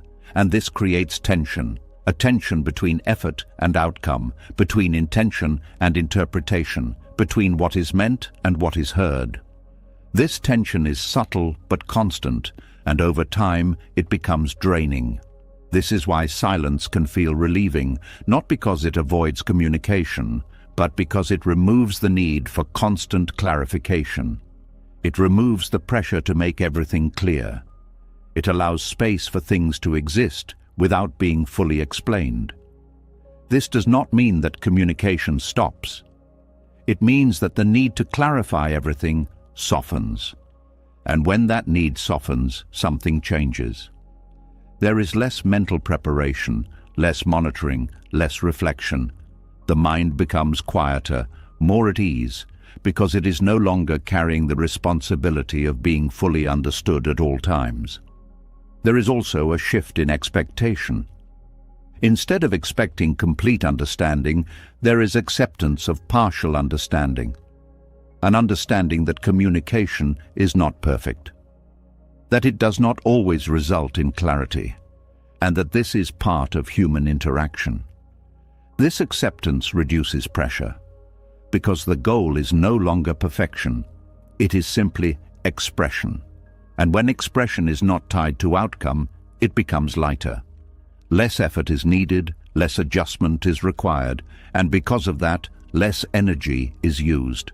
This creates a different experience of communication, one that is not exhausting, one that does not require constant management, one that flows more naturally. There is also something important that begins to develop: trust. Not trust in others to always understand, but trust in yourself.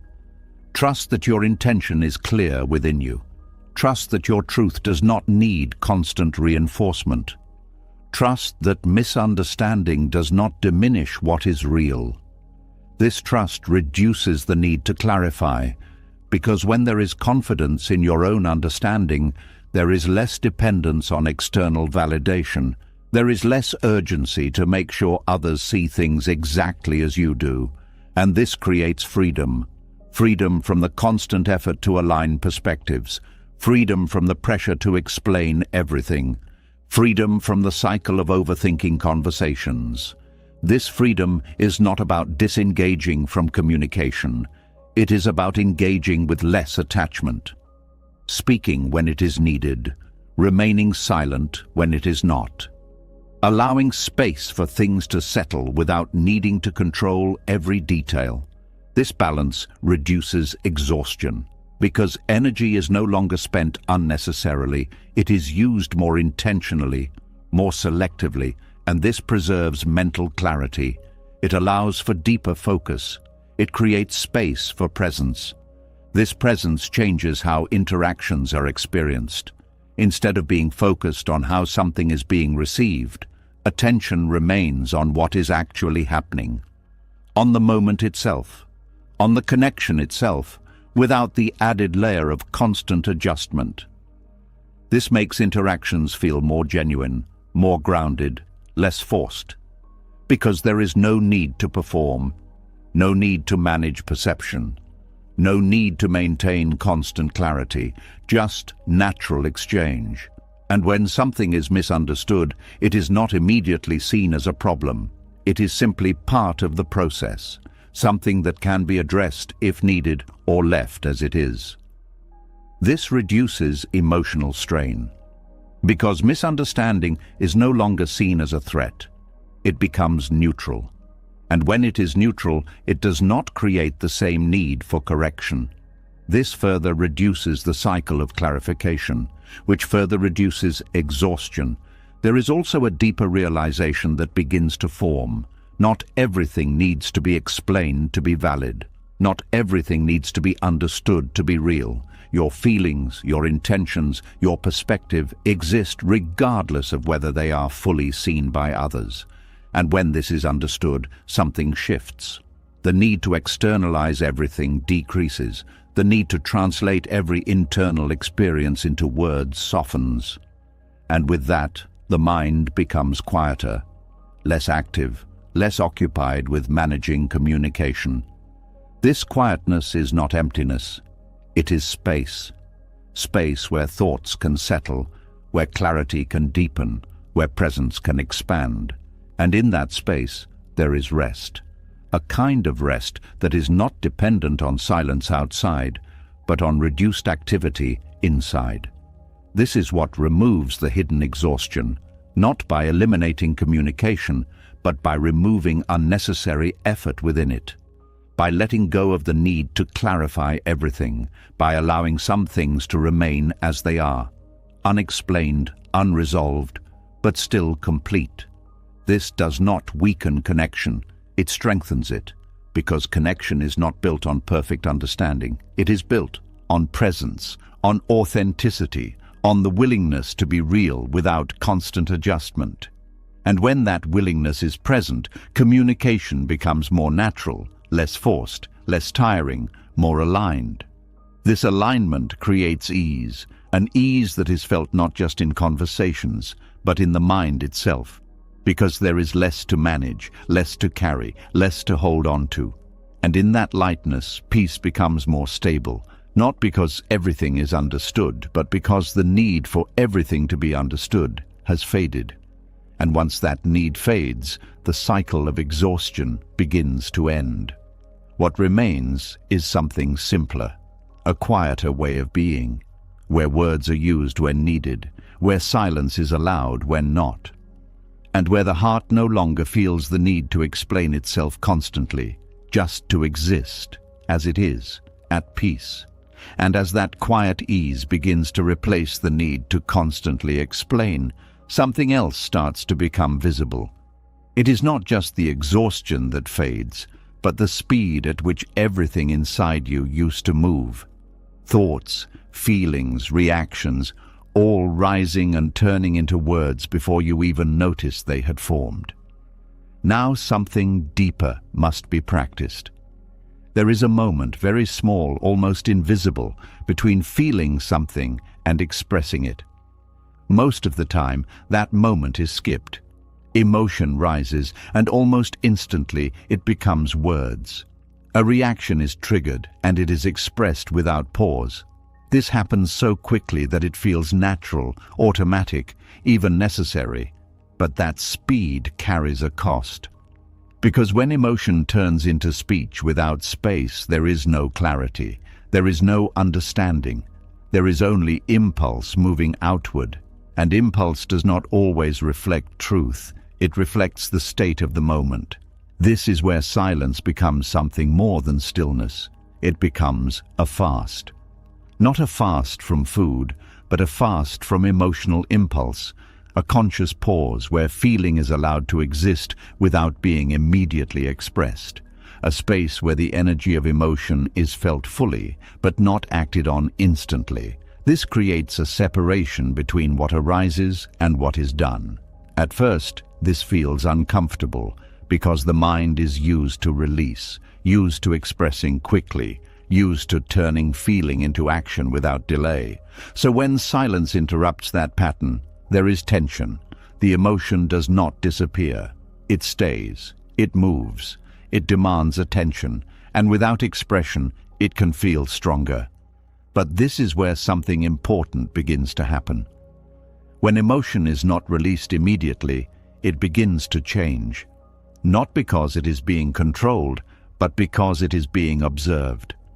Observation alters the experience. It slows it down. It creates space around it, and in that space, the intensity begins to shift. What felt overwhelming begins to soften. What felt urgent begins to slow. What felt like something that needed to be acted on begins to feel like something that can be understood. This is the effect of fasting from impulse. It breaks the automatic link between feeling and reaction. It allows the mind to catch up with what is happening, and once the mind is present, the experience becomes clearer.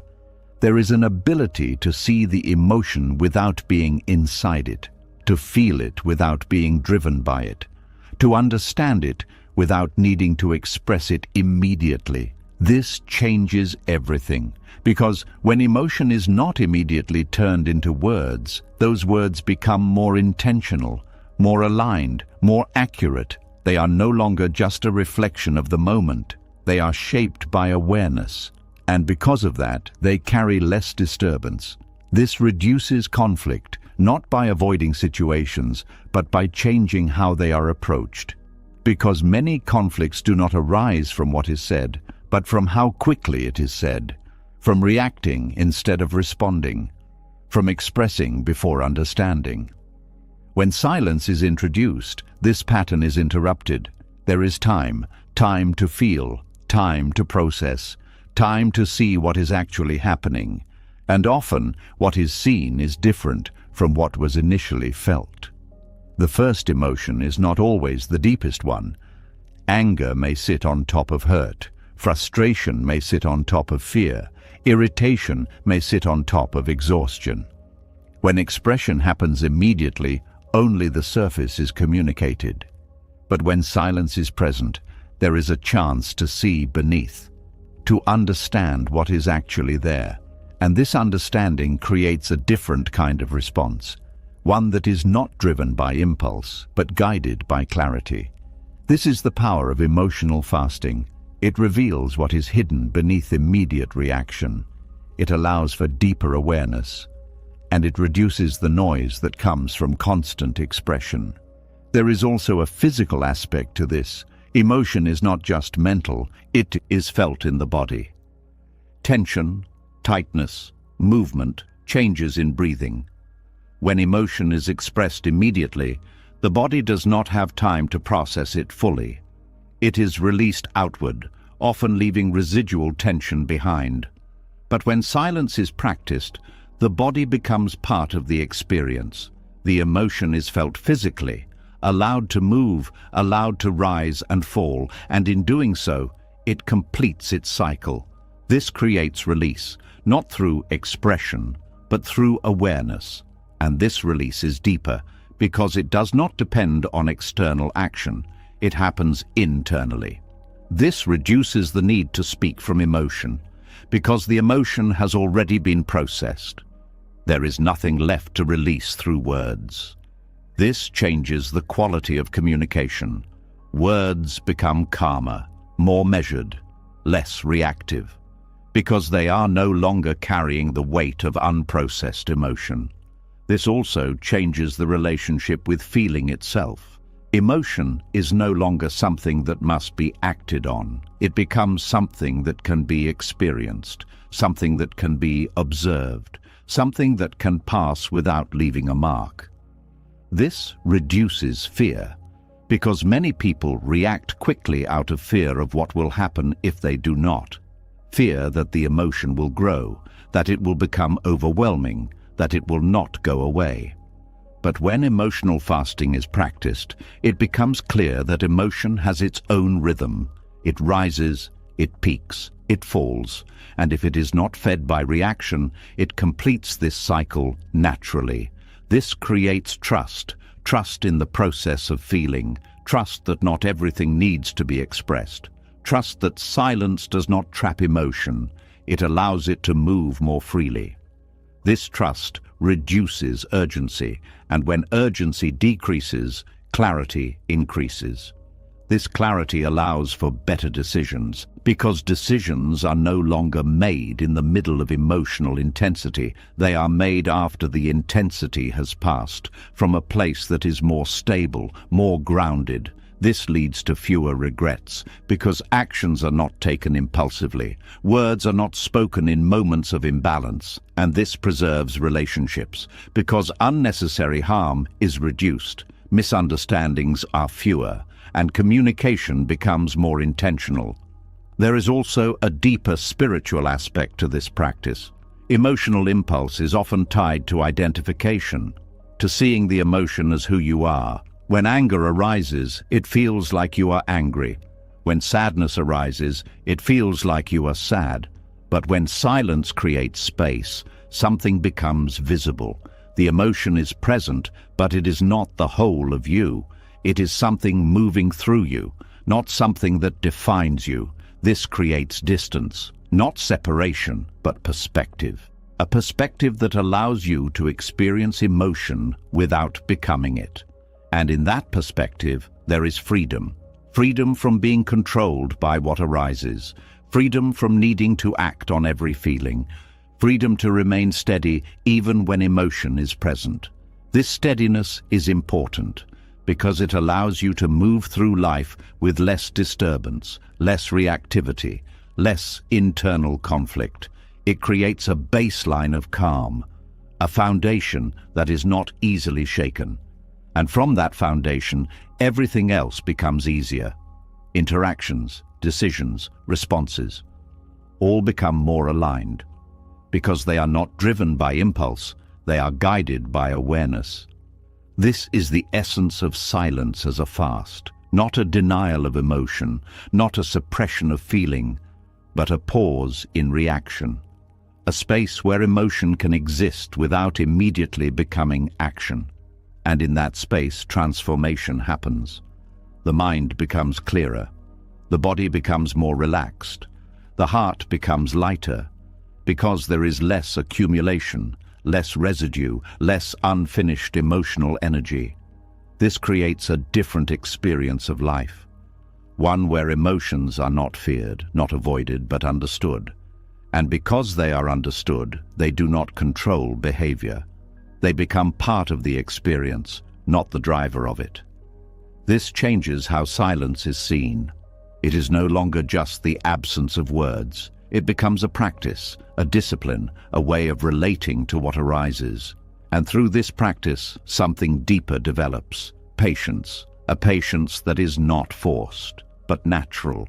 A patience that allows things to unfold without rushing. A patience that trusts the process. And in that patience, there is peace. A peace that is not dependent on everything being calm, but on your ability to remain calm within what is happening. And once this is experienced, even briefly, it becomes clear. Not every feeling needs to be expressed. Not every impulse needs to be followed. Not every emotion needs to become words. Because when silence is present, emotion can be felt fully without creating disturbance. And in that, there is a quiet strength. A strength that does not react. A strength that does not rush. A strength that simply remains, aware, present, at peace. And as that discipline of pausing begins to settle into your life, something else quietly asks for attention. Not all silence feels the same. Some silence feels heavy, tight, almost suffocating. Other silence feels open, light, and deeply peaceful. From the outside, both look identical. Inside, they are completely different. Now something essential must be understood. There is a silence that comes from holding yourself back, and there is a silence that comes from being free. One is built on fear, the other is rooted in clarity. One creates tension, the other dissolves it, and without seeing the difference, silence can easily become another form of inner conflict. Suppressed silence happens when something inside you wants to be expressed, but it is pushed down, not out of awareness, but out of fear. Fear of conflict, fear of rejection, fear of being judged. fear of losing connection. So instead of speaking, you stay quiet. But that quietness is not peaceful. It is filled with unspoken words, unfinished thoughts, and emotions that have not been allowed to move. This kind of silence is not stillness. It is pressure. It feels like something is being held inside, like a door that is being forced shut, while something behind it keeps pushing to come out. There is tension in the body, tightness in the chest, a sense of unease that lingers even after the moment has passed. Because what was not expressed does not disappear, it remains, and when it remains without being understood, it begins to build. It shows up later as frustration, as overthinking, as sudden reactions in unrelated situations, as a feeling of being misunderstood, even when nothing has been said. Because the silence was not chosen from clarity. It was chosen from avoidance. This is why suppressed silence can feel draining, because it requires constant effort to maintain. The mind keeps returning to what was not said, replaying the moment, imagining different outcomes, holding on to the energy that was never released. And this creates internal noise, even when the outside is quiet. This kind of silence does not protect peace, it hides disturbance, and hidden disturbance does not dissolve. It waits. It waits for another moment, another trigger, another opportunity to surface. And when it does, it often comes out stronger, because it has been building without being seen.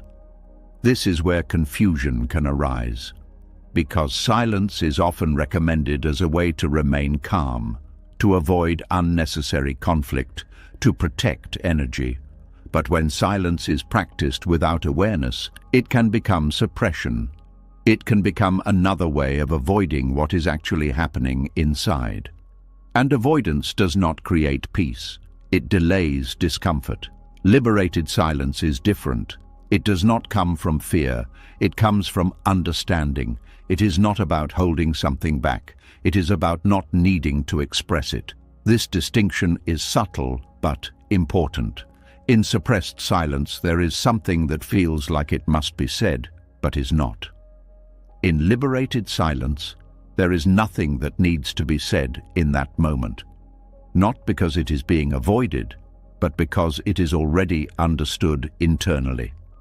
There is no pressure, no tension, no internal argument, just stillness. This stillness is not forced. It is natural, because the need to speak has dissolved on its own. And when this happens, silence feels different. It feels light, open, unrestricted. There is no sense of holding back. There is no sense of missing something. There is simply the absence of unnecessary expression. This is why liberated silence brings peace, because it is aligned with what is actually present. It does not go against the internal state. It reflects it. And when there is alignment, there is no tension, no internal conflict, no leftover energy that needs to be processed. This creates a sense of completion, even without words. This is the key difference. Suppressed silence leaves something unfinished. Liberated silence is already complete. Understanding this requires awareness, because from the outside, both forms of silence look the same. But inside, the experience is completely different. One feels heavy, the other feels clear. One creates tension, the other dissolves it. So how can this difference be recognized? It begins with noticing the feeling inside when silence is chosen. Is there tension? Is there a sense of holding something back? Is there a mental loop replaying what was not said? If so, it is likely suppression. But if there is ease, if there is no urge to speak, if there is no lingering discomfort, then the silence is liberated. This awareness allows for adjustment, not forcing yourself to speak, but understanding what is happening internally. If silence feels heavy, it may mean that something needs to be acknowledged, not necessarily expressed outwardly, but seen clearly inside. Because often the issue is not that something was not said, but that it was not fully understood internally. When something is understood deeply, the need to express it decreases, because clarity replaces pressure. And when clarity is present, silence becomes natural. This is why inner work is important, because without understanding what is happening inside, silence can easily become suppression. It can become another layer of avoidance. But with awareness, silence becomes a reflection of clarity, a natural outcome of understanding. There is also a relationship between truth and silence in this context. In suppressed silence, truth is avoided. In liberated silence, truth is already present, not necessarily spoken, but fully recognized. And because it is recognized, it does not need to be expressed immediately.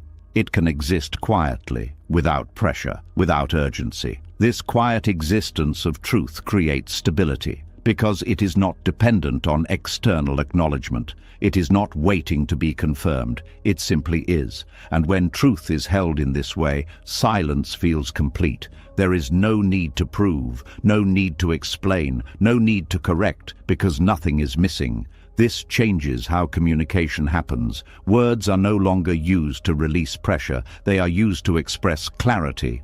And because of that, they are more precise, more intentional, less frequent, but more meaningful. This reduces unnecessary conversation, reduces misunderstanding, reduces emotional noise, because words are no longer driven by internal tension. They arise from a place of stillness. This stillness is important, because it allows for deeper listening, not just to others, but to yourself. When silence is liberated, there is more awareness of what is happening inside, more connection to feeling, more clarity in thought. And this connection creates alignment between what is felt and what is expressed. This alignment removes the need for suppression, because there is nothing being avoided.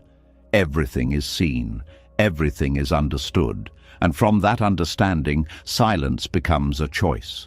Not a reaction, not a defense, but a natural response to the moment. This creates freedom, freedom from the need to speak, freedom from the need to hold back, freedom from the internal conflict between expression and silence, because both are now aligned with awareness. This freedom is subtle but powerful. It allows you to move through situations without being pulled into reaction, without being trapped in suppression, without being caught between speaking and staying silent. You simply respond based on clarity. Sometimes that response is silence, sometimes it is speech, but both come from the same place, understanding. And because of that, they do not disturb peace. This is the deeper purpose of distinguishing between suppressed and liberated silence, not to judge one or the other, but to understand their effects, to see how each one feels, to recognize what creates tension and what dissolves it, and through that recognition, to move toward what is more aligned, more natural, more peaceful. This is not something that needs to be perfected. It develops gradually, through observation, through experience, through noticing the difference again and again. And over time, the pattern becomes clear. Suppression feels heavy, liberation feels light. And with that clarity, the choice becomes easier. Silence is no longer something to force. It becomes something to trust. A reflection of inner understanding, a space where nothing needs to be added, nothing needs to be removed. Everything is already as it is, and in that there is a quiet, steady, unshakable peace.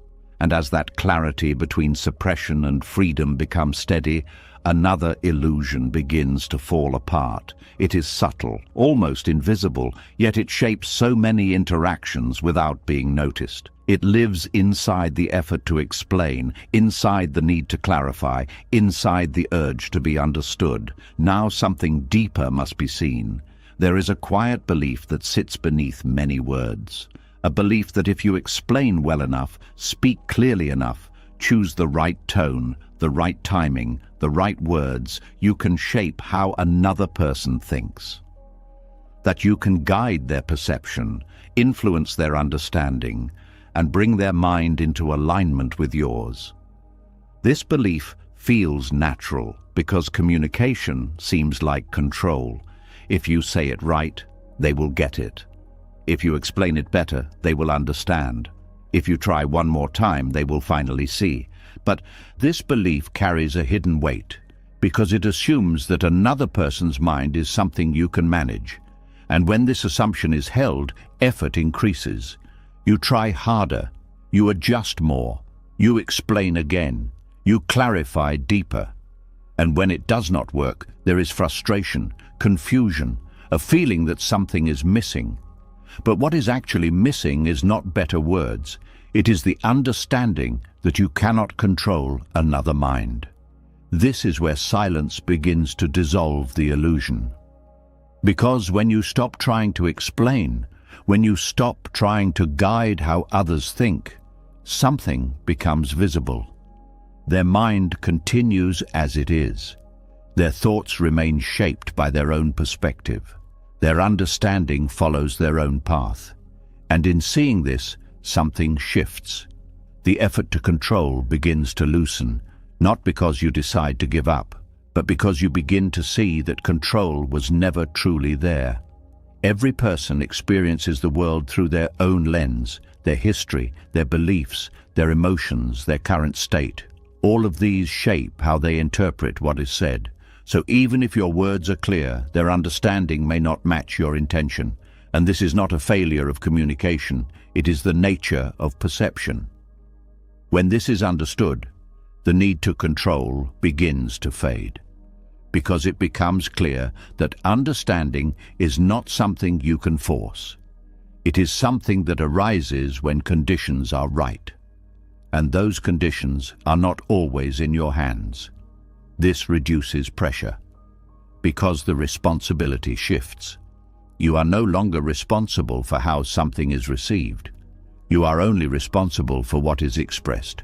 And even that expression becomes lighter, because it is no longer tied to a specific outcome.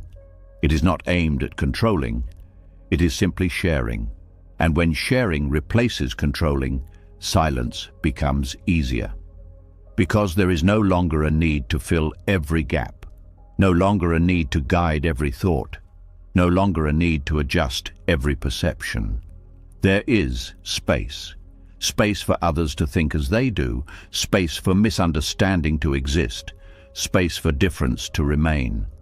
This space is important because it allows interaction without pressure, without the constant need to align, without the tension of trying to bring minds together. And in that space, something else becomes possible. Acceptance, not agreement, not approval, but acceptance of difference. Acceptance that others will think in ways you do not, that they will interpret things differently, that they will not always understand, and that this is not something that needs to be fixed. This acceptance reduces conflict, because conflict often arises from the attempt to change another's mind, from the need to correct, to convince, to bring alignment. But when that need is absent, the intensity decreases. There is less resistance, less opposition, less back and forth. Because there is no longer a goal of control, this does not mean that communication stops. It means that communication becomes more honest, more grounded, more open, without the hidden agenda of shaping the other person's thinking. This changes the quality of interaction. Because when there is no attempt to control, there is more listening, more presence, more openness to what is being said, even if it is different, even if it is not aligned. And this openness creates understanding, not forced understanding, but natural understanding, the kind that arises when there is no pressure. This is one of the paradoxes. Trying to control understanding often prevents it. Letting go of control allows it to emerge, but even when it does not, there is still peace. Because peace is no longer dependent on agreement. It is no longer tied to shared perspective. It exists independently. This independence is freeing, because it removes the need to manage every interaction, to monitor every conversation, to adjust every word. The mind becomes quieter, less occupied with strategy, less focused on outcome, more present with what is. This presence changes how silence is experienced. It is no longer a gap that needs to be filled. It becomes a natural part of interaction, a space where nothing needs to be controlled, nothing needs to be directed, nothing needs to be achieved. Just being. This being is enough, because there is no longer a need to influence, no longer a need to shape, no longer a need to guide. This does not mean becoming passive. It means becoming aware of what is within your control and what is not. Your words are within your control. Your intention is within your control. Your presence is within your control. But another person's thoughts are not. Their interpretation is not. Their understanding is not. And once this boundary is clear, something shifts. Energy is no longer spent on what cannot be controlled. It is directed inward, toward awareness, toward clarity, toward presence. This creates stability, because attention is no longer scattered across external outcomes. It is grounded in internal understanding. And from that place, communication becomes simpler, less effortful, less strained, more direct, more authentic, because it is no longer trying to achieve something. It is simply expressing what is. And when expression is not tied to control, it becomes lighter, more fluid, more natural. There is also a deeper effect. When you stop trying to control how others think, you begin to see them more clearly, not as something to influence, but as they are, with their own patterns, their own perspectives, their own way of seeing. And this creates compassion. Not forced compassion, but natural understanding. Understanding that their thoughts are shaped by their experience, just as yours are shaped by yours, and this reduces judgment. Because there is no longer an expectation that they should think as you do. This creates ease, in interaction, in perception, in response, because there is less resistance, less need to correct, less need to change. This ease supports peace. Because peace is disturbed by resistance, by the attempt to make things different from what they are. But when things are allowed to be as they are, resistance decreases. And when resistance decreases, peace emerges. This is the deeper effect of silence. It removes the illusion of control. It reveals the limits of influence. It clarifies what is yours and what is not. And in that clarity, there is freedom. Freedom from the effort to control. Freedom from the frustration of failed attempts. Freedom from the pressure to align every mind you encounter. This freedom is quiet, but it is powerful, because it changes how you move through the world, with less force, less resistance, less need, and more presence, more acceptance, more peace. This does not mean that influence disappears. There are still moments where words matter, where communication shapes understanding. But the difference is in the intention, not to control, but to express and to allow others to receive in their own way, to understand in their own time, or not at all, and to remain at peace regardless. This is the end of the illusion. The realization that other minds are not yours to manage. That understanding is not yours to force. That perception is not yours to control. And in that realization, something softens. The need to push, the need to adjust, the need to try again and again. It all begins to fade, and what remains is something much simpler. Presence without pressure, expression without attachment, silence without discomfort. And in that simplicity, there is peace, a peace that does not depend on agreement, a peace that is not affected by misunderstanding, a peace that remains steady, because it is no longer tied to what cannot be controlled. It is rooted in what is always yours, awareness, clarity, stillness. And from that place, everything becomes lighter, less complicated, more real, more free. And in that freedom, silence becomes complete, not as absence, but as understanding, not as withdrawal, but as release. And in that release, there is a quiet, unshakable calm. And as that illusion of control begins to fall away, something even more subtle comes into view. It is not just about others anymore. It is about what is happening inside you, quietly, constantly, almost without being noticed. Even when the outside becomes still, something inside keeps talking. Now something deeper must be seen. There is a voice that follows you everywhere. It comments on what is happening, explains what you feel, judges what you do, predicts what will happen next. It turns every moment into a story, a continuous narration that gives shape to your experience. This narration feels normal, it feels like thinking, it feels like awareness. But most of the time, it is not awareness, it is interpretation. And this interpretation creates distance between what is happening and how it is experienced. Because instead of simply living a moment, the mind begins to describe it, label it, evaluate it. It creates a version of reality that sits on top of the actual experience.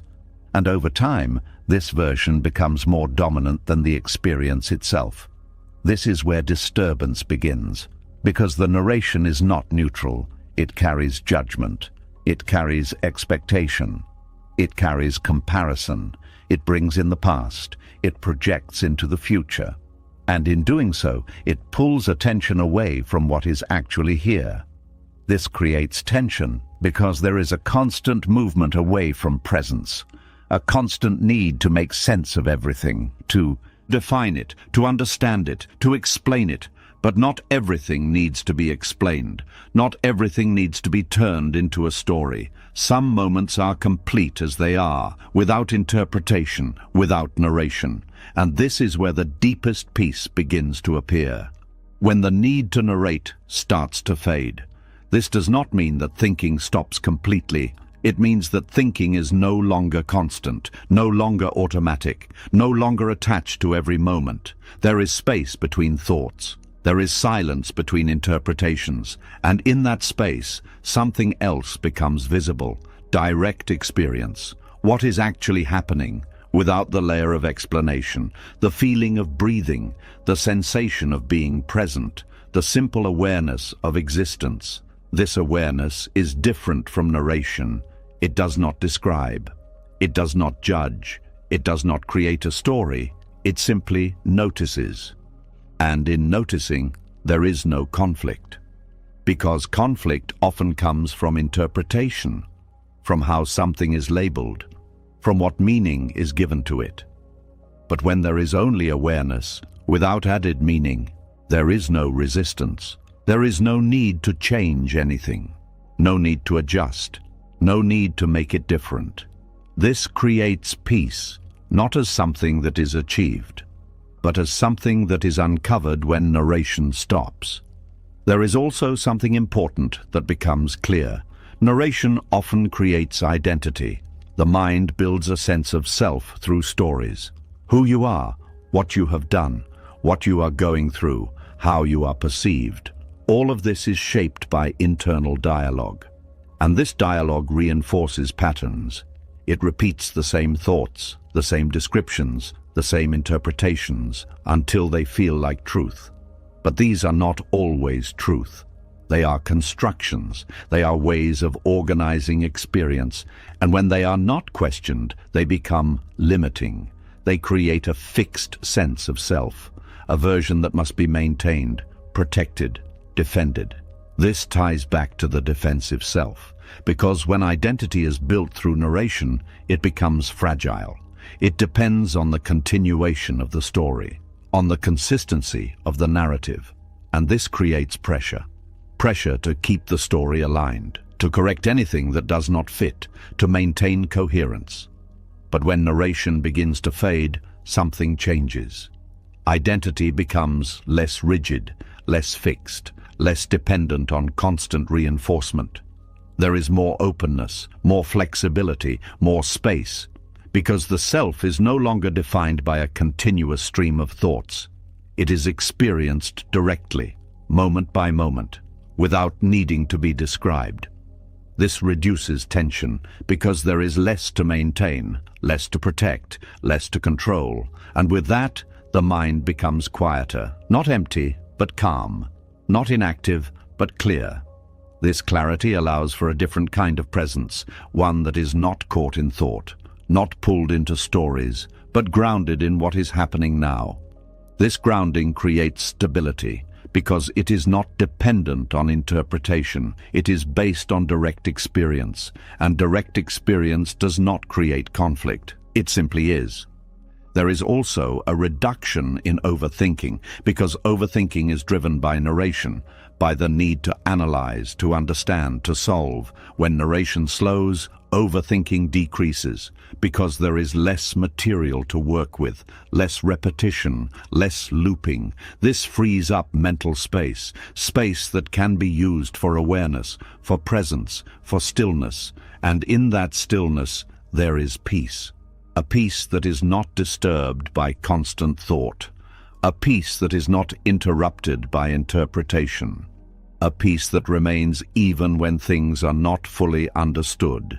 This is important, because the mind often seeks understanding as a way to feel safe.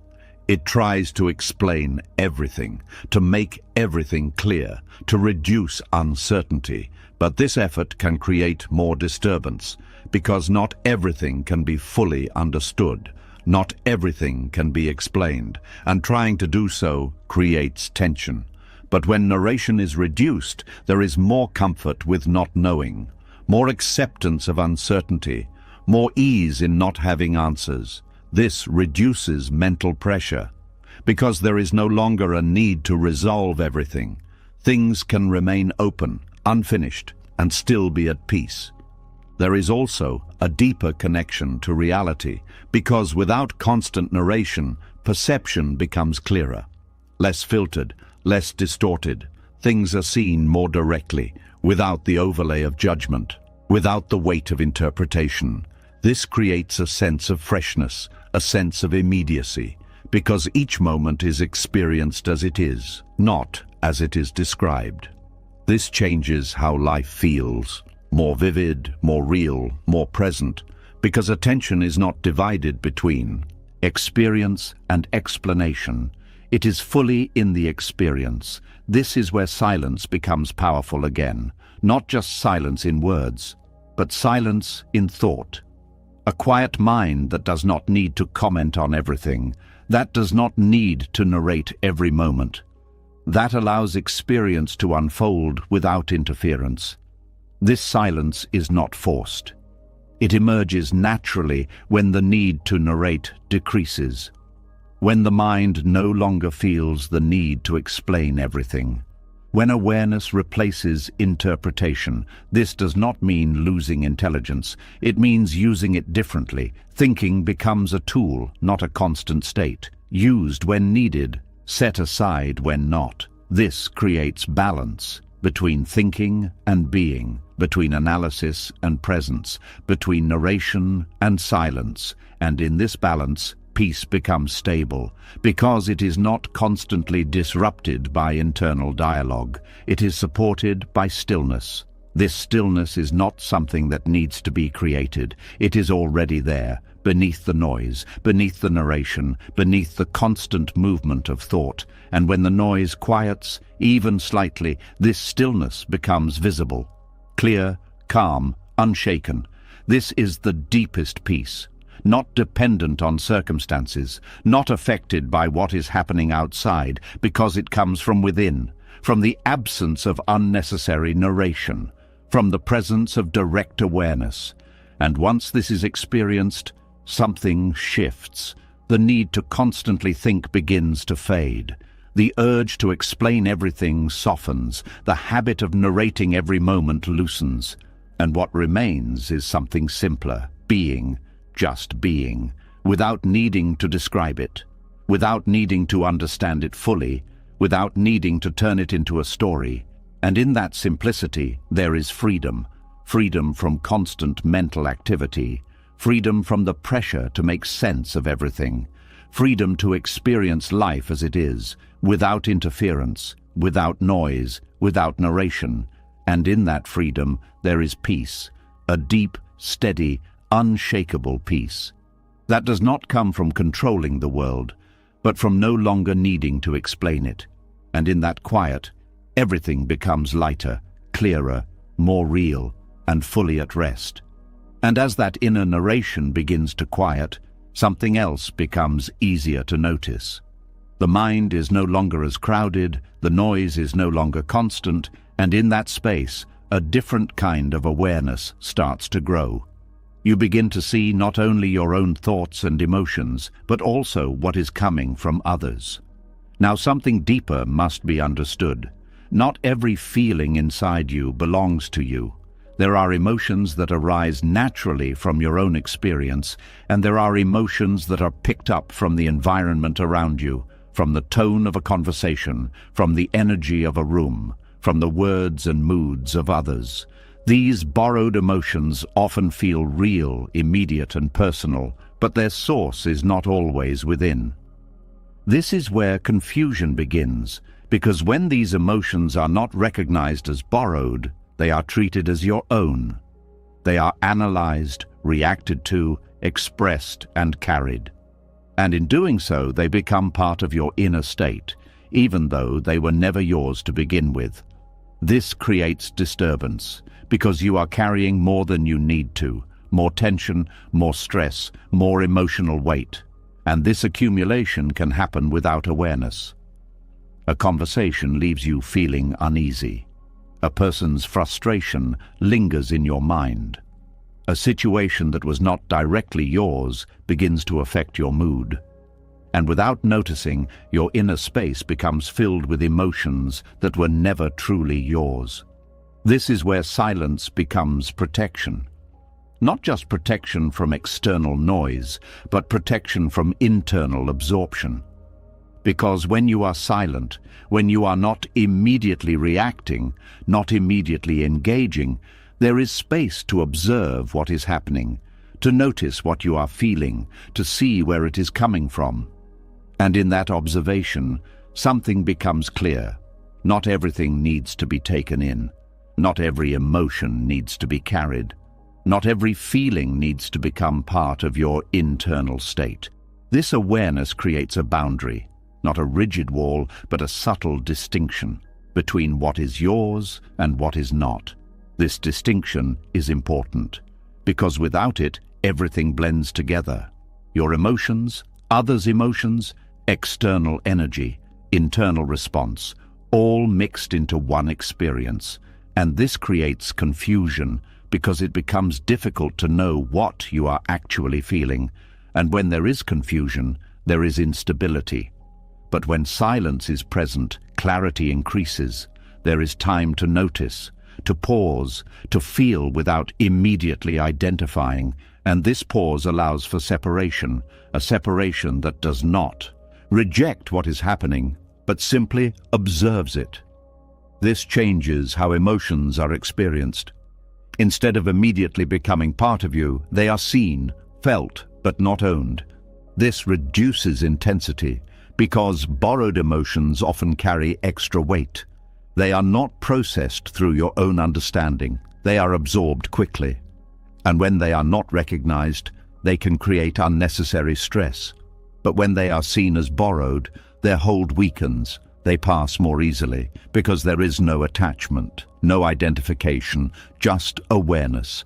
This is where silence acts as a filter. It slows down the process. It prevents immediate absorption. It allows for conscious recognition, and through that recognition, it protects your inner space. This protection is not about avoiding people. It is about maintaining clarity within interaction, being present without being overwhelmed, being aware without being consumed. And this requires a different way of relating to emotion. Instead of reacting to everything that is felt, there is observation. Instead of assuming ownership, there is inquiry. Where is this coming from? Is this mine? Or is this something I am picking up?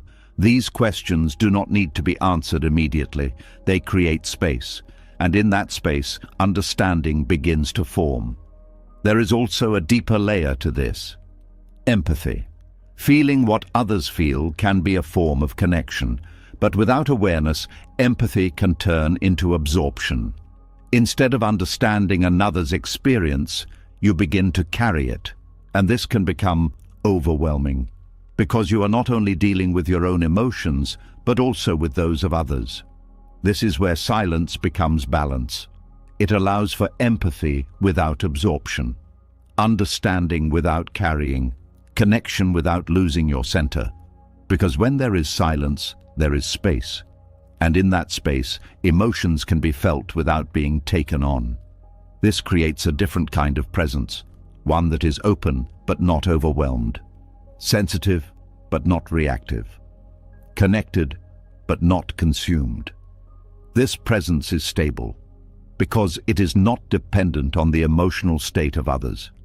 It remains grounded, even when others are not. This is important because without this stability, interactions can become draining. Every conversation becomes an emotional exchange. Every situation leaves an imprint. And over time, this creates fatigue, a kind of emotional exhaustion that is not always understood. Because it does not come from your own experience alone, it comes from what has been absorbed. But when silence is practiced, this changes. There is less absorption, less accumulation, less carrying. And because of that, there is more energy, more clarity, more peace. This does not mean becoming detached. It means becoming aware of what is being felt, aware of what is being taken in, aware of what needs to be released. This awareness allows for choice. Not everything needs to be held. Not everything needs to be processed. Some things can simply pass. And when they pass, the inner space remains clear. This clarity supports presence, because attention is not divided. It is not pulled into every emotion that arises. It remains centered. And from that center, interaction becomes more balanced. There is listening without losing yourself. There is understanding without being overwhelmed. There is connection without confusion. This is the deeper effect of silence. It creates space not just for stillness, but for discernment. The ability to see clearly what is happening, to recognize what belongs to you and what does not, and to respond accordingly. This response is not reactive, it is intentional. Sometimes it is silence, sometimes it is speaking, but it is guided by clarity, not by impulse, not by absorption. This creates stability in relationships, because you are not constantly shifting based on others' emotions. You remain consistent, grounded, present, and this consistency creates trust, not just in others, but in yourself. Trust that you can remain steady, that you can engage without being overwhelmed, that you can care without carrying everything. This trust is freeing because it removes fear. Fear of being affected, fear of being drained, fear of losing yourself in interaction. And without that fear, presence becomes easier, more natural, more relaxed.